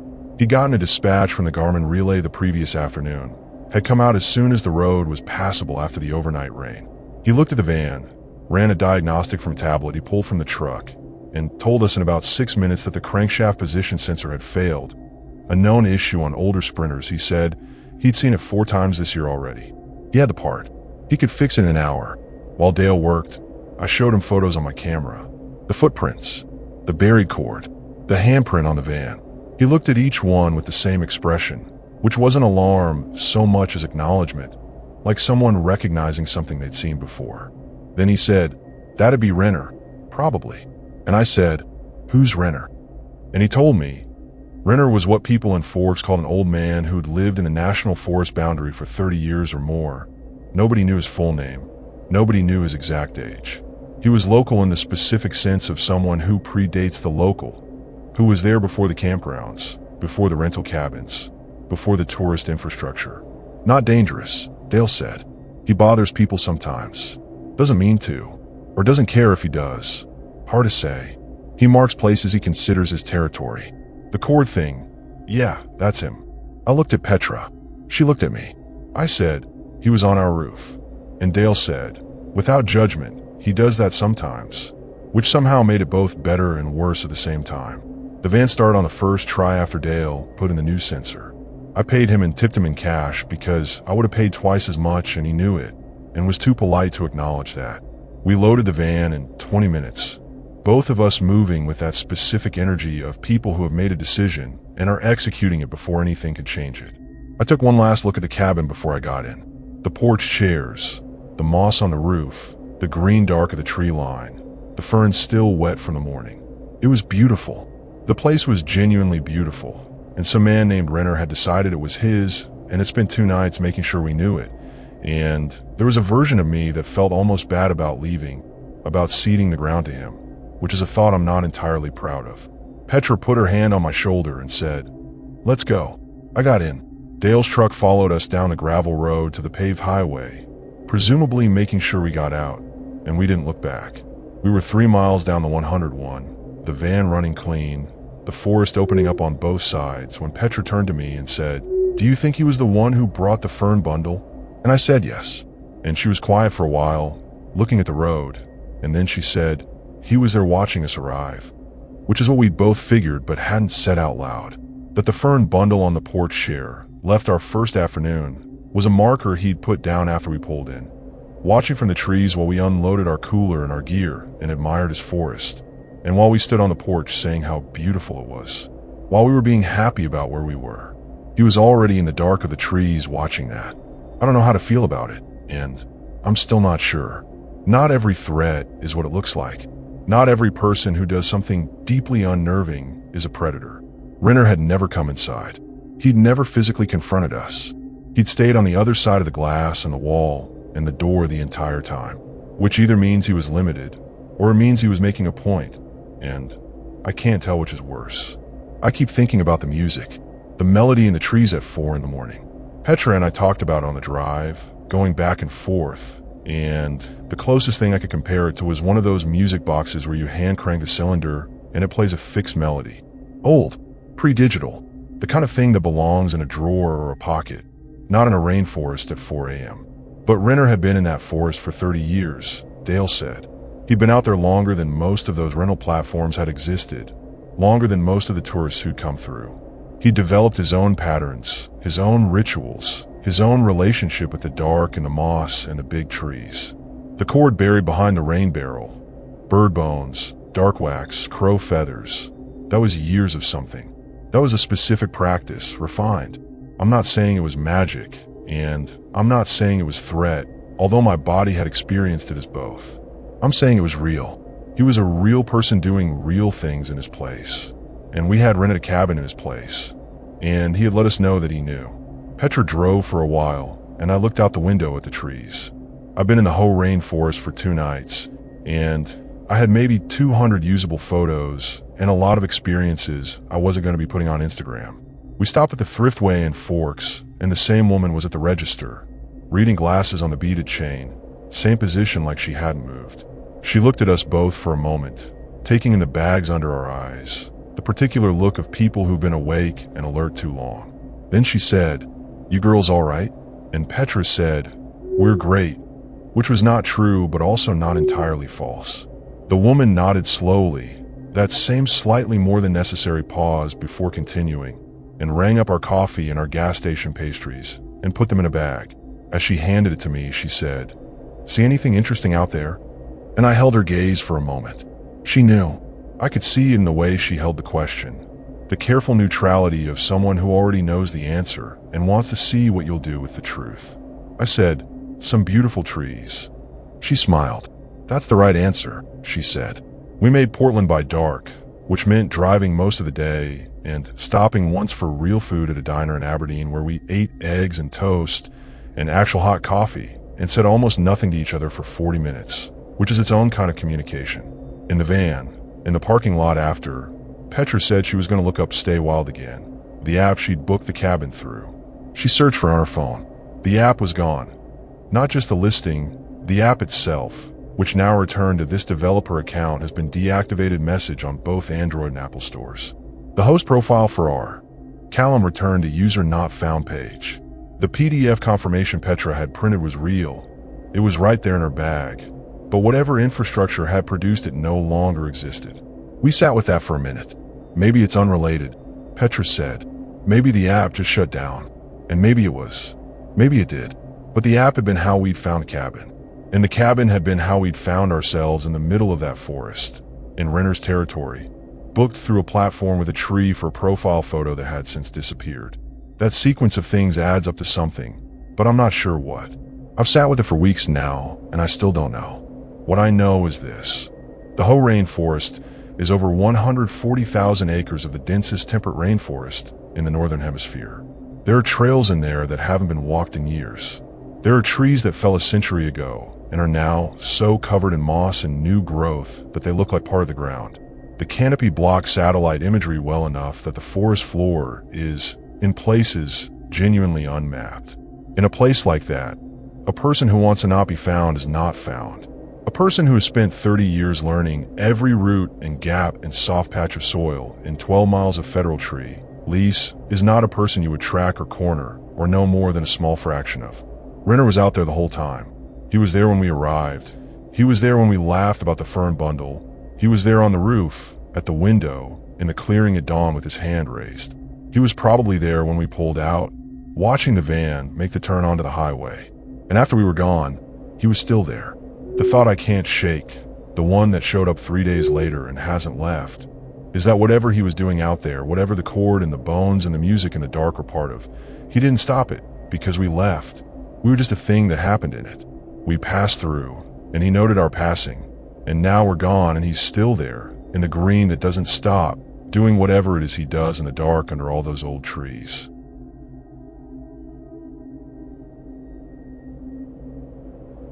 My name is Garrett Mollis. I'm 34 years old, and I've lived in Bozeman, Montana my whole life, which means I've been camping since before I could spell the word. It's not a hobby for me. It's just what you do when you grow up surrounded by that much open land. You go out into it. You sleep in it. You come back a little more yourself than when you left. This trip was my idea, which is something I've had to sit with since. There were 4 of us. Me, my college roommate Dex Parham, 36, who drove up from Salt Lake City and showed up with a cooler the size of a small refrigerator and absolutely no sleeping pad because he'd forgotten it. Then there was Priya Sondi, 33, who worked with Dex at an engineering firm and who I'd met twice before this trip. Sharp, funny, the kind of person who asks exactly the right question at exactly the wrong moment. And finally, my cousin Ren Mollis, 29, who'd been talking about doing a real backcountry trip for 2 years and jumped on this one the second I texted the group. We were heading into the Ouachita National Forest in western Arkansas, specifically a stretch of trail system off Forest Road 38 near the Forsh Mountain area, south of the small town of Rover. I'd done research. I'd pulled the maps. I'd looked at dispersed camping rules and fire restrictions and road conditions. I was, by any reasonable measure, prepared. We left Bozeman in 2 vehicles, Dex and Priya in his truck, me and Ren in mine, and met up in Little Rock around midday, grabbed lunch at a barbecue spot Priya had found online, and then drove west together toward the forest. The Ouachita in September is something else. The heat has just started to ease its grip. The hardwoods haven't turned yet, but there's a restlessness in them. And the light through the canopy has that thick amber quality that makes everything look like it's already being remembered. We were all in a good mood. Dex was making bad puns every 15 minutes like clockwork. Ren had her boots on the dash and her window down. Priya was reading trail notes off her phone and periodically correcting my route. We made the trailhead parking area by 4 in the afternoon, loaded our packs, and set off along a fire road that the map showed connecting to a dispersed camping flat about 3 miles in. The hiking was easy, gentle ridge terrain, good visibility through the trees, the trail well packed. We found the flat right where the map said it would be, a natural clearing beside a seasonal creek that was still running well enough to filter. We set up camp with daylight to spare, which almost never happens when Dex is involved. He'd borrowed Priya's sleeping pad, by the way, after about 20 minutes of negotiation that she won decisively. Dinner was good. Fire was better. The kind of fire that builds itself into exactly the right size without you having to manage it too much, that settles into a steady pulse and turns the faces around it into something warmer and more honest than they usually are. We talked about things people talk about around fires. Old trips, dumb choices, the versions of yourself you can only see clearly from a distance. Ren told a story about getting lost hiking near Glacier 2 summers ago that she'd never told me before, which surprised me. Dex fell asleep in his chair and denied it when he woke up 12 minutes later. Nobody noticed the light until Ren said something. And even then, we weren't worried. It was just a light through the trees, maybe half a mile to the southeast. Pale, moving slowly. Probably another camper, probably just a headlamp. We watched it for a minute, and then Dex made a joke about it, and we went back to what we were doing. But I noticed it stayed in the same general area for a long time, not moving along a trail. Just hovering there in the dark between the trees, like something that had found a place and settled into it. We turned in around 11.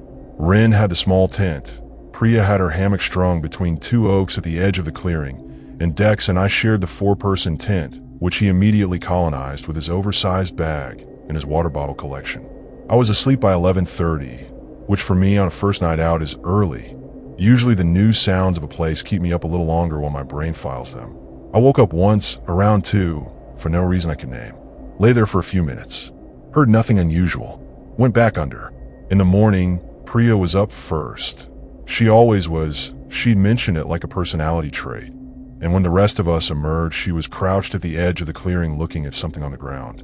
I walked over expecting maybe an animal track situation, because she was studying it like it meant something.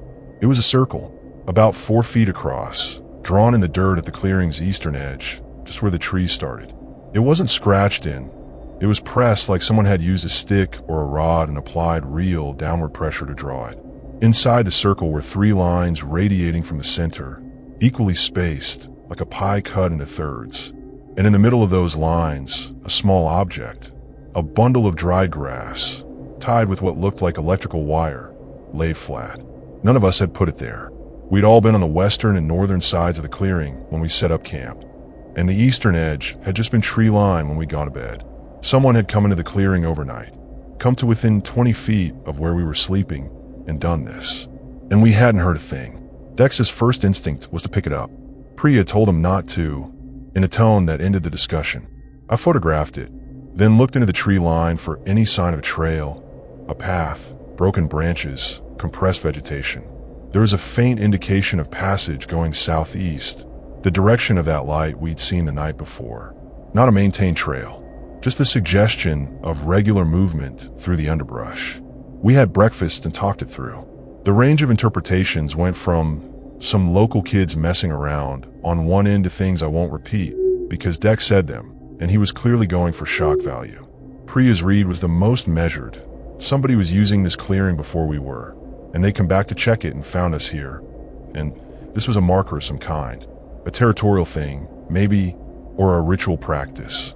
There were communities, she said, in remote areas of the Ouachita who'd been there for generations and had their own relationship with the land that didn't map onto anything you'd find on a permit application. Wren hadn't said much. She'd been standing a little apart from the group, looking southeast into the trees. I asked what she was thinking. She said, "I think we should pack up today instead of tomorrow." I almost argued. I almost said it was probably nothing. Let's not let some weird dirt drawing ruin the trip. I'm glad I didn't. We started breaking camp around 9. We were maybe 40 minutes into packing when Wren, who'd gone to the creek to filter water, came back to camp walking faster than she'd left. She didn't run. Wren is not a runner back to camp type, which is exactly why I watched her come through the tree line and felt something drop in my chest. She came straight to me and spoke low. There are people on the ridge southeast of the creek. At least 5, maybe more. They're not moving, just standing on the ridge line looking down at us. I didn't ask her if she was sure. I went to the creek. From the bank, I could see the ridge she meant. It was maybe 200 yards upslope, a clear line of high ground above the tree cover. And she was right. There were figures there. I counted 6 before I stopped counting, standing in a loose line along the ridge, spaced about 10 feet apart, all facing downslope. Toward us, they were dressed in dark clothing, or at least in colors that were absorbing the light rather than catching it, and from that distance I couldn't make out faces, just shapes. 6 human shapes on a ridge at 9 in the morning, perfectly still, watching a campsite they had no obvious reason to be watching. I went back to camp and told Dex and Priya what I'd seen. Dex's joking register had turned off completely, which told me his gut was doing the same arithmetic mine was. Priya immediately picked up the pace on her pack. Nobody discussed staying. The problem was the trail. The path we'd come in on ran south from the clearing before it bent west toward the trailhead, and south meant going toward the ridge. The alternative was to push north through unmarked terrain and try to intersect Forest Road 38 directly, which would be slower and rougher, but would take us away from the ridgeline. I made the call to go north. Dex and Priya didn't argue. Wren was already shouldering her pack. We moved quickly, not running. Running in forest terrain with loaded packs is how you turn an ankle and turn a bad situation into a worse one. But moving with real purpose, single file, me in the lead using my compass because we didn't have a trail to follow. The forest was dense, but not impenetrable, and we made decent time for about 20 minutes. Then we heard it. Movement in the trees parallel to us, to the east. Keeping pace. Not gaining, not falling behind. Keeping pace. I held up a fist. Dex nearly walked into me, and we stopped. The movement stopped at the same moment. We waited 30 seconds. Silence. I started moving again, and after about 4 steps the movement to the east started again. Same rhythm, same distance. They were tracking us. Priya grabbed my sleeve and pointed east with 2 fingers. I looked and caught movement between the trees, 50 feet away. Not a deer, not a dog. A person moving through the trees at a careful, deliberate pace, parallel to our line of travel, staying in the cover. I couldn't see their face. I could see the purposefulness of their movement. That was enough. I pushed the pace. We all did. Nobody said a word. For about 10 minutes, it stayed parallel. That shape in the trees, keeping its distance, not closing in, but not dropping back either.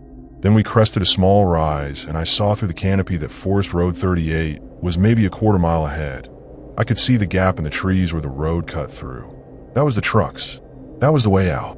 Priya was right behind me, and she saw it too. She said quietly, "Fast as we can." We went fast, still not running, but the line between a hard walk and a run was getting thin. Behind us, I heard Ren make a short sound. Not a scream, just a sharp intake. And I turned to see she caught her boot on a root and gone down to one knee. Dex had her up before I got to her. Pack and all. 8 seconds flat. I looked east. The figure in the trees had closed distance while we stopped, was now maybe 25 feet away, standing still, looking at us through the undergrowth with no particular hurry. Like it could wait. There were 2 more figures behind it. I hadn't seen them before. They'd come up from the south without sound, threading through the trees with that same careful quiet. And now there were 3 of them visible in the east trees, and the ridgeline was behind us, and the road was ahead, and the math on all of this was starting to feel like something with a clear answer. We went for the road. That last quarter mile I won't dress up. We ran it. Rin was running on what I later found out was a twisted knee, and she didn't say a word about it until we were out. The packs were heavy, and the terrain was rough, and I can tell you that at no point did I look back, because I'd made a decision that looking back would not be useful, and I was sticking to it. We hit the road and turned west toward the trailhead, and the trucks were right there, exactly where we'd left them, and I have never in my life been so relieved by the sight of vehicle. Dex had his keys out before we cleared the tree line. We threw packs in the beds and got in, and he started the truck before his door was closed. I got into my truck, started it, and finally looked back through the windshield at the forest edge for figures of the tree line, standing at the point where the road began, where the forest ended, just standing there, watching us. They hadn't come onto the road. They were right at the edge of the tree cover, right where the gravel began, and they had stopped there like the road itself was a boundary they didn't cross. One of them raised a hand, not aggressive, not a warning gesture, just a slow, flat-palmed raise, the way you'd acknowledge someone you knew, the way you'd wave to a neighbor. I sat behind the wheel and looked at that hand in the air and felt something crawl from my lower back up to my neck in one slow movement. I pulled out. Dex was already 20 yards ahead of me going west. I didn't stop until we hit the highway. We drove straight to a diner in Danville, about 40 minutes from the forest, and sat in a corner booth for 2 hours. Rin's knee had swollen up enough that she was limping, and Priya wrapped it with a tensor bandage from her first aid kit while Dex and I ordered everything on the breakfast menu and tried to act like people who ate breakfast and not like people who just run through a forest. We compared notes because that's what you do when you've all seen something together and you need to establish what was real and what your individual brain added without permission. The circle in the dirt, all 4 of us had seen it. The figures on the ridge, me, Rin, and Priya. The tracking through the trees, all 4 of us had heard it. Priya and I had seen the person. The tree line moment when we'd reached the road, me and Dex from the truck windows. Nobody had seen faces. At no point in any encounter had we seen a clear face. Priya looked that up on her phone while we were sitting there. Not the specific group, because we didn't know what we were looking for, but Washita backcountry, off-grid communities, cult presence. What she found was thin, but not nothing. References on a few hiking forums to a group that had been operating in that section of the forest for at least a decade, possibly longer. Descriptions varied. Some people called them a religious sect, some said just extreme off-gridders, some used language that made it sound like neither of those things exactly. One post from about 4 years ago from a guy who said he was a seasonal ranger described them as land stewards who've decided the land is theirs, which was the most precise description and also the least comforting. He said they didn't typically engage directly. He said they used presence as the message.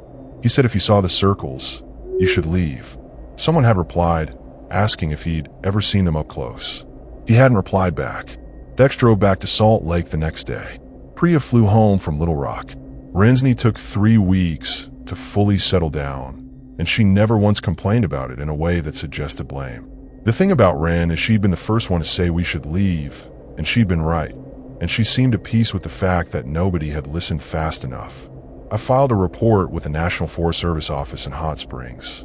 Not because I thought it would produce anything, but because it felt like the responsible thing, and I'm a person who does the responsible thing even when it achieves nothing. The woman I spoke to listened carefully, wrote things down, asked me to spell Forsh Mountain, and said she'd pass it along to the district ranger. Her voice had the tone of someone who had received this kind of call before. Not skepticism, recognition. About a month later, back in Bozeman, I pulled up the photos I'd taken of the circle in the dirt. I looked at them a dozen times since it happened, but this time I noticed something I hadn't caught before. At the edge of the frame, just barely in the photo because I'd angled the shot down at the symbol, there was a boot. Just the toe of one, at the far left of the image, at the tree line. Standing still. Already there when I crouched down to take the picture. I'd been 2 feet from the tree line when I photographed that symbol, and something had been standing in those trees, 2 feet away, watching me do it. I closed the photo and haven't opened it since, but I still have it. And whenever someone asks about that trip, Dex has told the story at least 6 times, always louder and faster than it actually happened. I think about that boot at the edge of the frame, and the slow flat palm wave at the tree line, and the way those figures had stood at the road's edge like the road was a rule they decided to follow. Not a limitation. A rule. Their rule. Which meant they'd also decided what would happen to anyone who stayed past the point when the rule no longer applied. We'd gotten out before that point. Just barely. And the thing I carry from it, the thing that surfaces when I'm in deep forest and the trees get thick and the trail gets thin, is that they hadn't chased us because they hadn't needed to. They'd moved when they wanted to move, stopped when they chose to stop, and waved goodbye like we were guests who'd overstayed a welcome we were never actually given. And that clearing is still out there, with that creek, and that flat good ground, and somewhere to the southeast, a ridge with a clear view down into it, waiting for the next group that pulls the right map and follows it all the way in.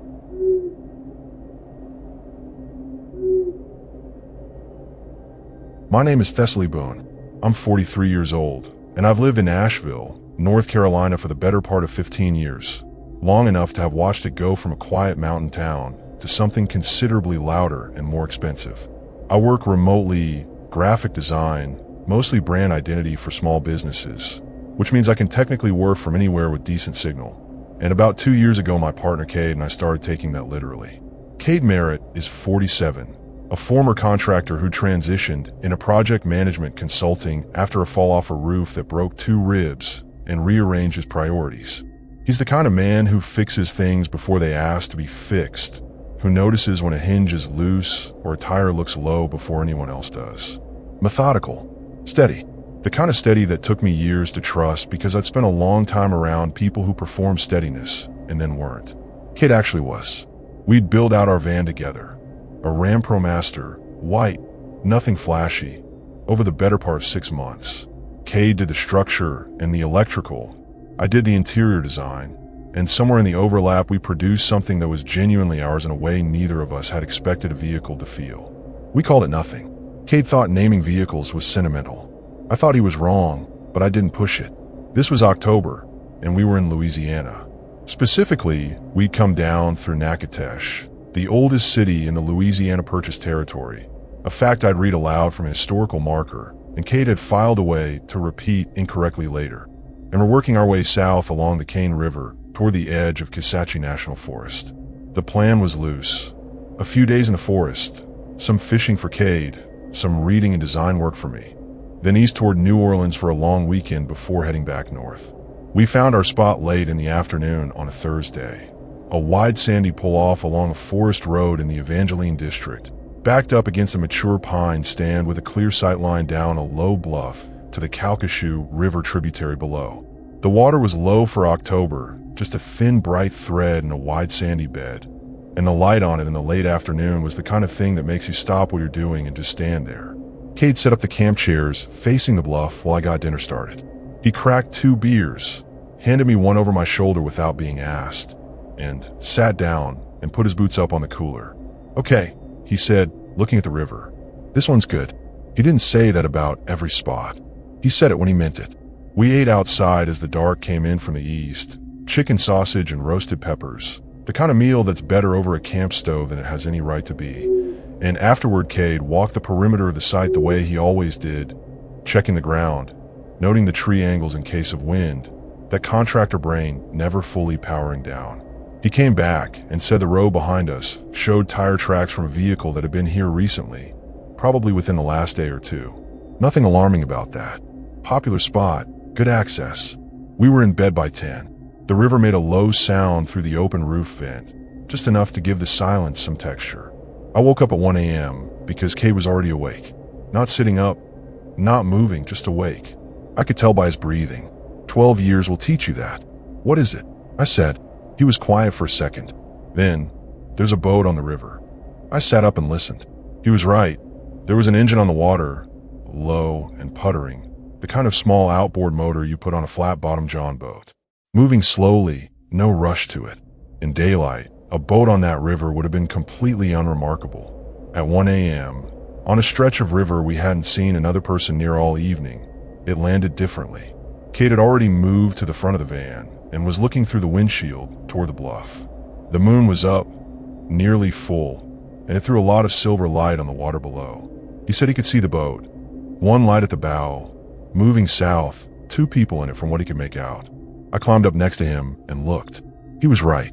2 shapes in a small flatboat, moving with the slow current, the motor just barely engaged. They were hugging the near bank, which put them directly below our bluff. They passed. The engine's sound faded south. After a few minutes, even the sound was gone. Probably fishing, Cade said. At 1 in the morning. Some guys do catfish runs at night. It's a thing. I knew it was a thing. I also knew what catfish runners looked and sounded like from previous river camps, and they moved faster and their motors were louder, and they usually had more lights. These 2 had one small bow light and a slow engine, and they'd been very close to the bank directly below us, which was either coincidence or wasn't. We went back to sleep, or tried to. I managed it eventually. Cade, I found out in the morning, hadn't. He was up before dawn, standing at the bluff edge with his coffee, looking at the river. I came up next to him, and he pointed without saying anything. On the sandy bank below, the exposed riverbed where the water had pulled back in the low season, there were marks. Not footprints exactly, more like drag marks. 2 parallel lines coming up from the water's edge and stopping about halfway up the bank, like something had been pulled up and then set down. And around those marks, footprints. Several sets, more than 2 people's worth. Deep in the wet sand at the water line, shallower as they moved up the bank. Cade stood there looking at them for a long time. How many people you think were on that boat? I asked. I said 2, he said. I might have been wrong. He went back to the van and came back with his binoculars and glassed the far bank carefully. The dense willows and cypress on the other side. The bends of the river north and south. I watched him do it. He had the focused stillness of someone who spent years on job sites where reading and environment correctly mattered. He lowered the binoculars and didn't say anything right away. What? I said. Far bank. North bend. There's a structure back in the trees. Not a house. A dock. Maybe, or a boat shed. Hard to tell. Somebody's been using this stretch of river regularly. He paused. For a while. We made breakfast. We talked about it the way adults talk about things that feel off. Carefully. Neither of us wanted to be the one who made it bigger than it was. Neither of us willing to make it smaller than it felt. Cade wanted to stay another night. I could see him wanting that. See him measuring it against what we'd found on the bank. And I loved him for the fact that he was willing to sit with the question rather than just deciding. I told him I wanted to move on. He nodded once and started. We were loaded and ready by 9:30. Cade did one final walk of the site while I secured things inside. And when he climbed into the driver's seat, he had an expression I'd seen maybe 3 times in our 12 years. That particular tightness around his jaw that meant he'd found something and was deciding how to say it. There's a truck parked off the road about 150 yards north of us, he said. Back in the trees. No plates. I looked at him. It wasn't there last night, he said. I walked that road before we went to bed. I would have seen it. So someone had come in overnight, parked off-road 150 yards from us with no plates, and had presumably been there while we slept. The boat on the river at 1 a.m., the drag marks and extra footprints on the bank, and now this 3 things that individually had explanations and together had a different kind of shape. Cade started the van and pulled out to the forest road, heading south. We'd come in from the north, so south was the direction we hadn't been, and the map showed it connecting to a paved parish road about 6 miles out. 6 miles of forest road, narrow, the kind where you couldn't turn around easily. I looked at the map and didn't say that part out loud. We'd been driving maybe 10 minutes when Cade said, "We're being followed." I turned around. Behind us, maybe 300 yards back, a vehicle had come onto the forest road. A dark pickup, moving at roughly our pace. Not closing the gap, not dropping back. "Could be anybody," I said. "Could be," Cade said. He drove steadily. He didn't speed up. The road curved and dipped, and the forest pressed close on both sides. And that dark truck stayed exactly where it was behind us. 300 yards, consistent, adjusting its speed whenever we adjusted ours. I watched it through the side mirror. It had no front plates either. The windshield was dark enough that I couldn't see the driver. For miles of forest road with that truck behind us, and the pines on both sides, and nowhere to pull off without getting pinned. Cade's hands were relaxed on the wheel. That was intentional. I knew it was intentional because his jaw was still tight. He was giving the hands what they needed to do and keeping the rest of it somewhere else. The pavement came up and Cade turned east without hesitating, accelerating smoothly onto the parish road, and I watched the mirror to see what the truck would do. It reached the pavement junction and slowed. It sat at the junction for a long moment, half on the gravel and half on the pavement, like it was making a decision. Then it turned west, away from us, and within 30 seconds it was gone from the mirror entirely. Neither of us said anything for about a mile. Then Cade exhaled through his nose and said, Okay, I said. I want to be somewhere with people tonight. Me too. He drove east. I kept watching the mirror for another 10 minutes before I let myself stop. We ended up in Natchitoches proper, back where we'd started, essentially, which felt like a particular kind of irony. Found a campground on Sibley Lake on the east side of town, a managed site with other campers nearby, and a camp host 2 spots down who waved when we pulled in. I've never been so glad to see a stranger wave at me in my life. We set up minimally. Chairs, the little folding table, enough to feel settled. And then we just sat. Cade called a friend of his, a guy named Ord who'd hunted the Kisatchie for 20 years and knew that country well. Cade explained what we'd found on the bank and what had happened on the road, and I listened to Ord's in through the phone in fragments. His voice was low and unhurried, and he talked for a while. Cade mostly listened, said yeah a few times, said right, said okay. When he hung up, he sat quietly for a moment, arranging it. Ord says that stretch of the Calcasieu tributary has been used for moving things at night for a long time, he said. Not drugs, mostly. Other things. Stuff that gets brought up from the coast and moved inland through forest roads using the river as the first leg. He said the people who do are locals, been doing it for generations, and they're not aggressive unless they think they've been seen doing something specific. He paused. He says the truck following us was probably just someone making sure we left and didn't come back. What kind of things? I said, that they move. Cade looked at me steadily. He didn't want to say on the phone. I thought about that for a moment. About the drag marks on the bank. The parallel lines coming up from the water, stopping halfway. The number of footprints that hadn't matched the number of people we'd seen on the boat.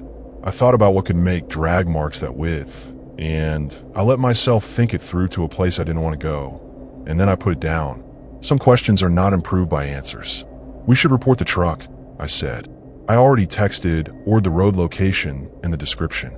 He'll pass it to someone he trusts. He looked at me.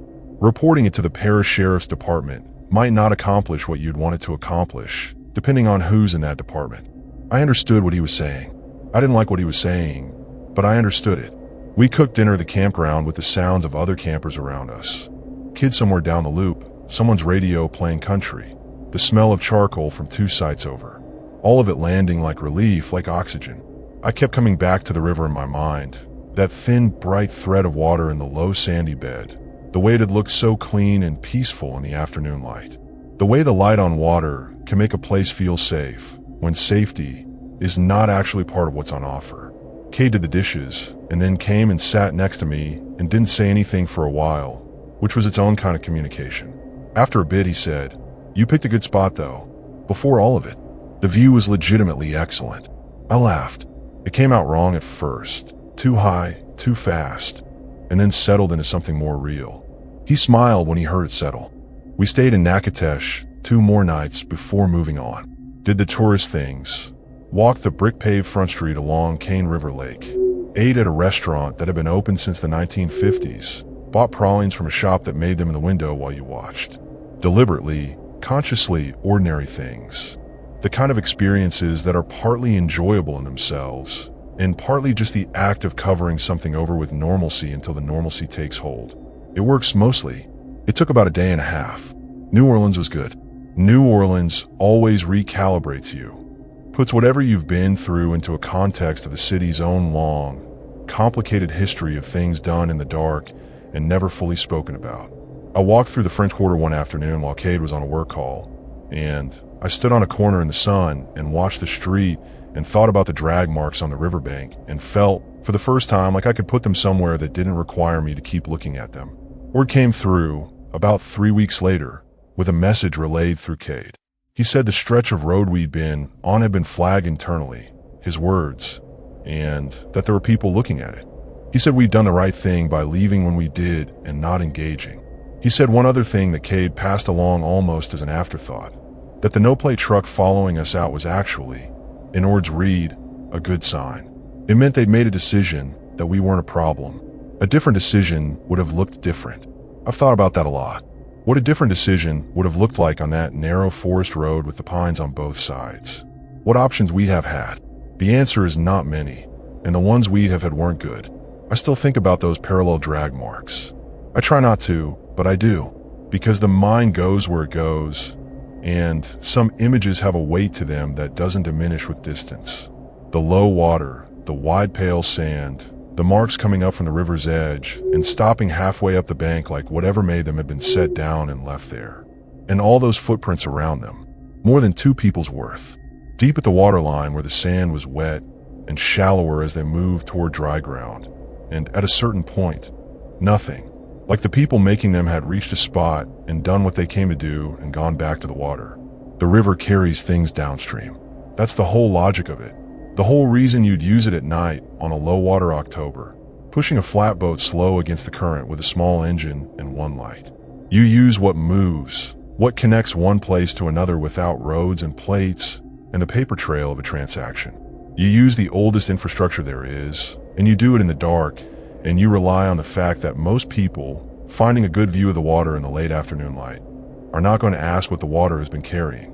We're in Tennessee now, somewhere in the Cumberland Plateau, parked on a ridge with a long view and no river access, and a camp host 50 yards back. It's been a good spot for 4 days. Cade fixed a rattle in the side door that had been bothering me for 2 months, and then acted like it wasn't a big deal, which is exactly who he is. I've been sleeping well, but I still check the road behind us before I go to bed. Every night, in every spot, I stand at the back doors and look at the road and the tree line in the ground. Not long, just a minute. Just enough to see that nothing has come in while we were setting up. Just enough to see that the road is empty and the ground is undisturbed. And then I go inside and close the doors and listen to Cade's breathing even out in the dark.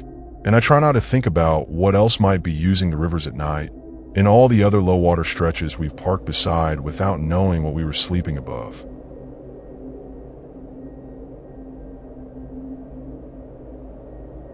My name is Darren Coyle. I'm 38 years old, and until about 8 months ago, I was living in a 2-bedroom apartment in Columbus, Ohio, working a data entry job I genuinely hated. Then my lease ended, my contract didn't get renewed, and instead of panicking, I bought a used Sprinter, gutted the back of it, built myself a bed platform, ran some LED strips along the ceiling, and just left. That was the plan. No destination, no timeline. Just go. I've been doing this long enough to have a routine. Find a spot by 7 p.m. Cook something simple, usually pasta or canned soup on my single-burner stove. Read for an hour. Lights out by 10. It wasn't glamorous, but it was mine, and most nights I slept better than I ever did in that apartment. The silence of a good spot does something to your nervous system that no white noise machine can replicate. It just settles you, you know? This particular night, I ended up in Cook County Forest, about 40 minutes east of Chicago, up near Palatine Road where the trees get thick and the county maintenance lights don't quite reach. I parked here once before, maybe 3 months back, and it had been perfect. No rangers, no dog walkers, nothing. Just the sound of wind moving through oaks and the occasional creak of my vehicle settling on uneven ground. I figured lightning strikes twice. My co-pilot that night, if you can call him that, was my friend Teddy Bosch, 44, a high school chemistry teacher from Evanston who'd taken a week off to decompress, as he kept saying. Teddy wasn't a van person. He was a guest bed person, a hotel breakfast person, a guy who packed 4 pairs of shoes for a 3-day trip. He'd been complaining about the mattress since the moment we left the highway, but he kept saying things like, no, this is good for me. I need this. I didn't argue. He was good company, and honestly, having someone else in the van made the long drives go faster. We ate dinner around 6:30, pasta with canned tomatoes, the kind of meal that only tastes good when you're hungry enough. And afterward, Teddy sat on the back step with a beer while I cleaned up.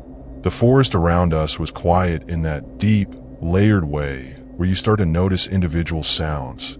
A branch settling, something small moving through the underbrush, maybe 30 yards out, the distant hum of the interstate that you only remembered was there when the wind shifted right. Nothing about it felt wrong. That's the thing I keep coming back to. Nothing felt wrong yet. Teddy was talking about a student of his, some kid who tried to build a functioning spectroscope out of a DVD player for a science fair. And I was only half listening because I was watching a pair of deer move along the tree line about 60 feet from the van. 2 of them, a doe and what looked like a yearling, picking their way through the dark very slowly, stopping every few steps to listen. I pointed them out, and Teddy went quiet, and we just watched them for a minute. That's the part of this life I could never explain to people who hadn't lived it. Those 2 minutes watching those deer were worth more than any hotel bar. The deer froze. Both of them, at the same time, heads up, ears swiveled hard to the left. Not toward us. To the left, deeper into the trees, northeast of where we were parked. I noticed it but didn't say anything. Deer spook easy. Could have been a squirrel. Could have been a coyote.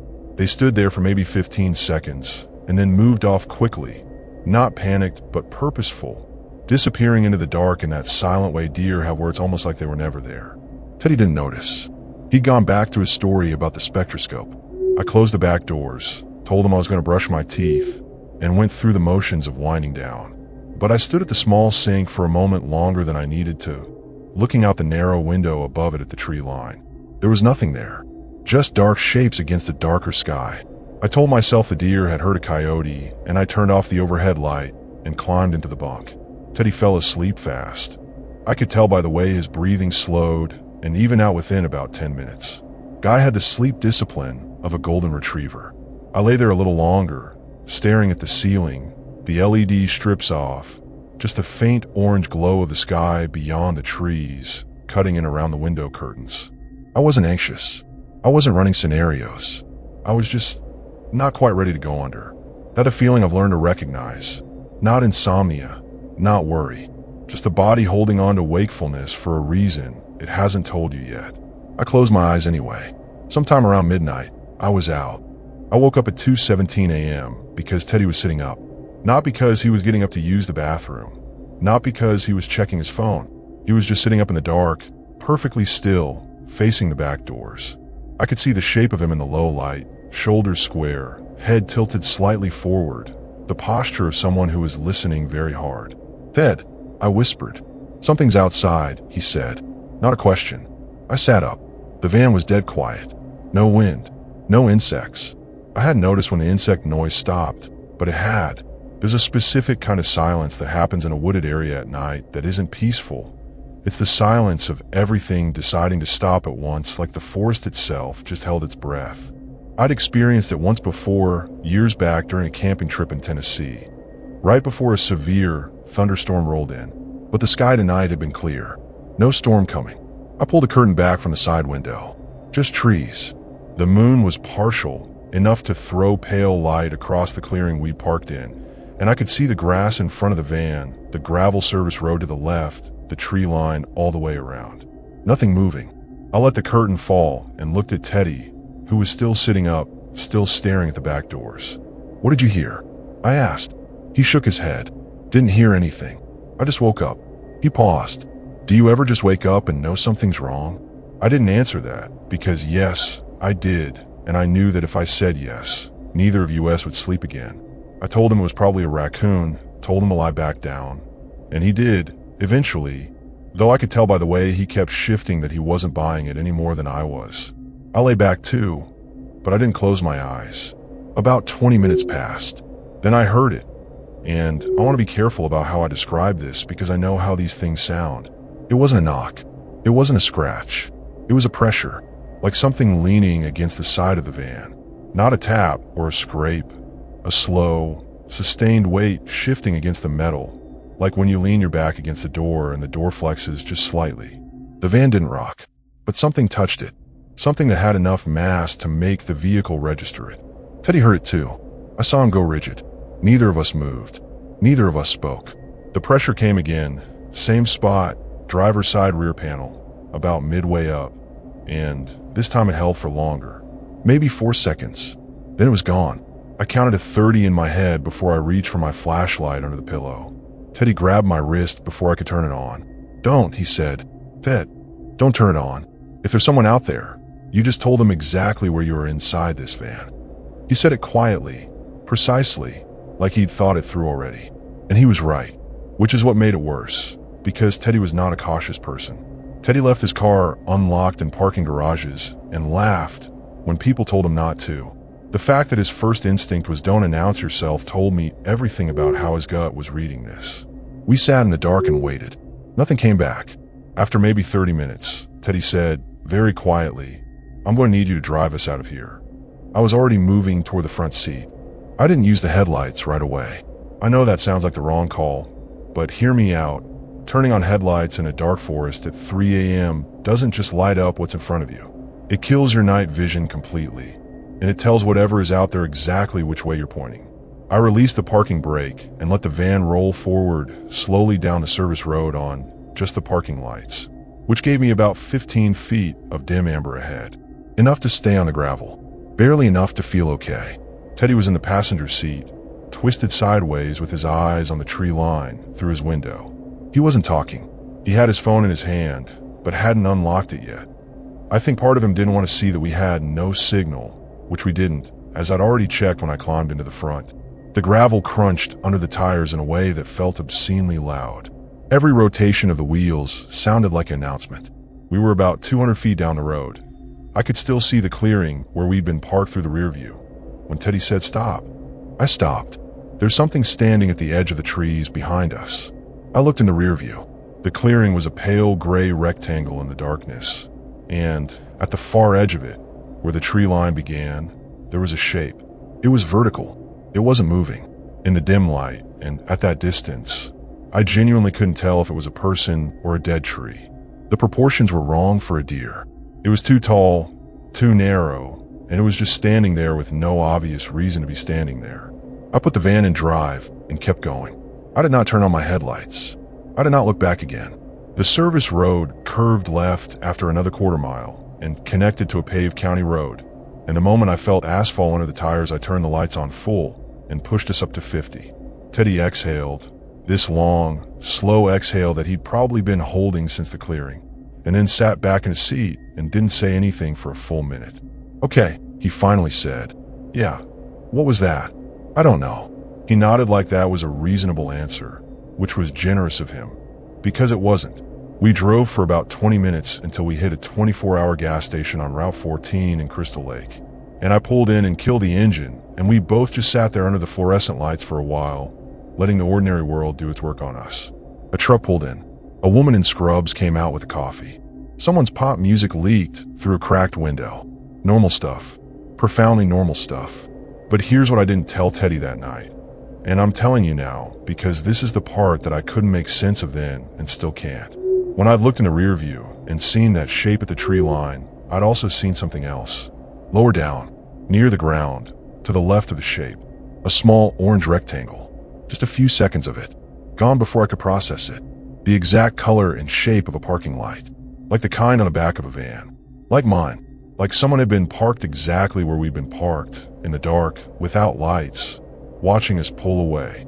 I ordered coffee I didn't need and kept that to myself. We slept in the gas station parking lot until dawn. Not well, not deeply, but enough that the world looked less like a threat when we woke up.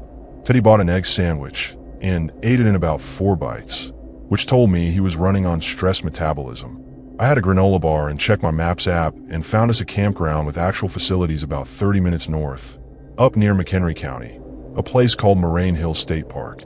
Gated, Staffed, real bathrooms. The kind of place I usually avoid because of the fees and the people. That morning I paid the fee without hesitating. We got a pull-through spot near the lake. Set up chairs. Did very normal things with very deliberate focus. I noticed Teddy kept his back to the tree line of any given area. Chairs always facing outward, away from the woods. And I didn't mention it because I was doing the same thing. Around noon, I pulled out my laptop to run through some stuff and happened to run a search on Cook County Forest, specifically that section near Palatine Road. What came up wasn't a news article or a ranger report. It was a thread on a van life forum I'd used before, posted about 14 months prior. A woman named Celeste had written about parking in that exact area and described waking up to find handprints on the outside of her rear windows. Small ones, adult-sized palms but fingers too close together, she said, like someone had pressed both hands flat against the glass and stood there. She'd included a photo. The condensation on the glass made it hard to read, but you could see the shape of two handprints, one slightly higher than the other, both facing inward. 23 replies on that thread. About half of them were people telling her it was probably just locals messing with her, or condensation, or that she'd imagined it. The other half were people who said they'd parked in that area too, and at least 3 of them, independently, months apart, described the same sensation. Weight against the vehicle. Not movement. Not sound. Just presence. One reply near the bottom was from a user called Cabin Creek Roamer, posted about 4 months after Celeste's original thread. It said only, "Don't park there after September. They move into the open after September." That account had no other posts. The profile had been created the day that comment was left and never used again. I closed the laptop. I didn't show Teddy the thread. He was sitting in his camp chair, shoes off, reading something on his phone, the lake glinting behind him. He looked okay. Better than okay. He looked like he was starting to get some distance from it. I thought about saying something, and then I thought about what showing him that forum thread would do to the rest of his week, and I decided against it. People talk. People post things online to feel heard or to feel interesting. That comment about September could have been nothing. Could have been some guy who watched too many found footage films. But I kept thinking about those deer. Both heads swiveling left into the northeast trees, and the weight against the driver's side panel, and the parking lights I may or may not have seen in the rear view. And the thing that really wouldn't let go. We'd been in that spot for nearly 4 hours before anything happened. Whatever it was, it hadn't come right away. It had waited. Teddy left 2 days later, back to Evanston, back to his students and his lesson plans and his apartment with a real mattress. We hugged in the parking lot of Metro Station, and he said, "Never again," with a grin, and I said, "You say that now." And then he was gone. I stayed at Moraine Hills for another night, and then I moved on, northeast, up through Wisconsin, a route I'd done before. But I didn't park off-road again. Not for 2 weeks. I stuck to campgrounds, paid sites, places with lights and camp hosts and the sound of generators. People talk about campground culture like it's a compromise, something you settle for when you can't find a good stealth spot.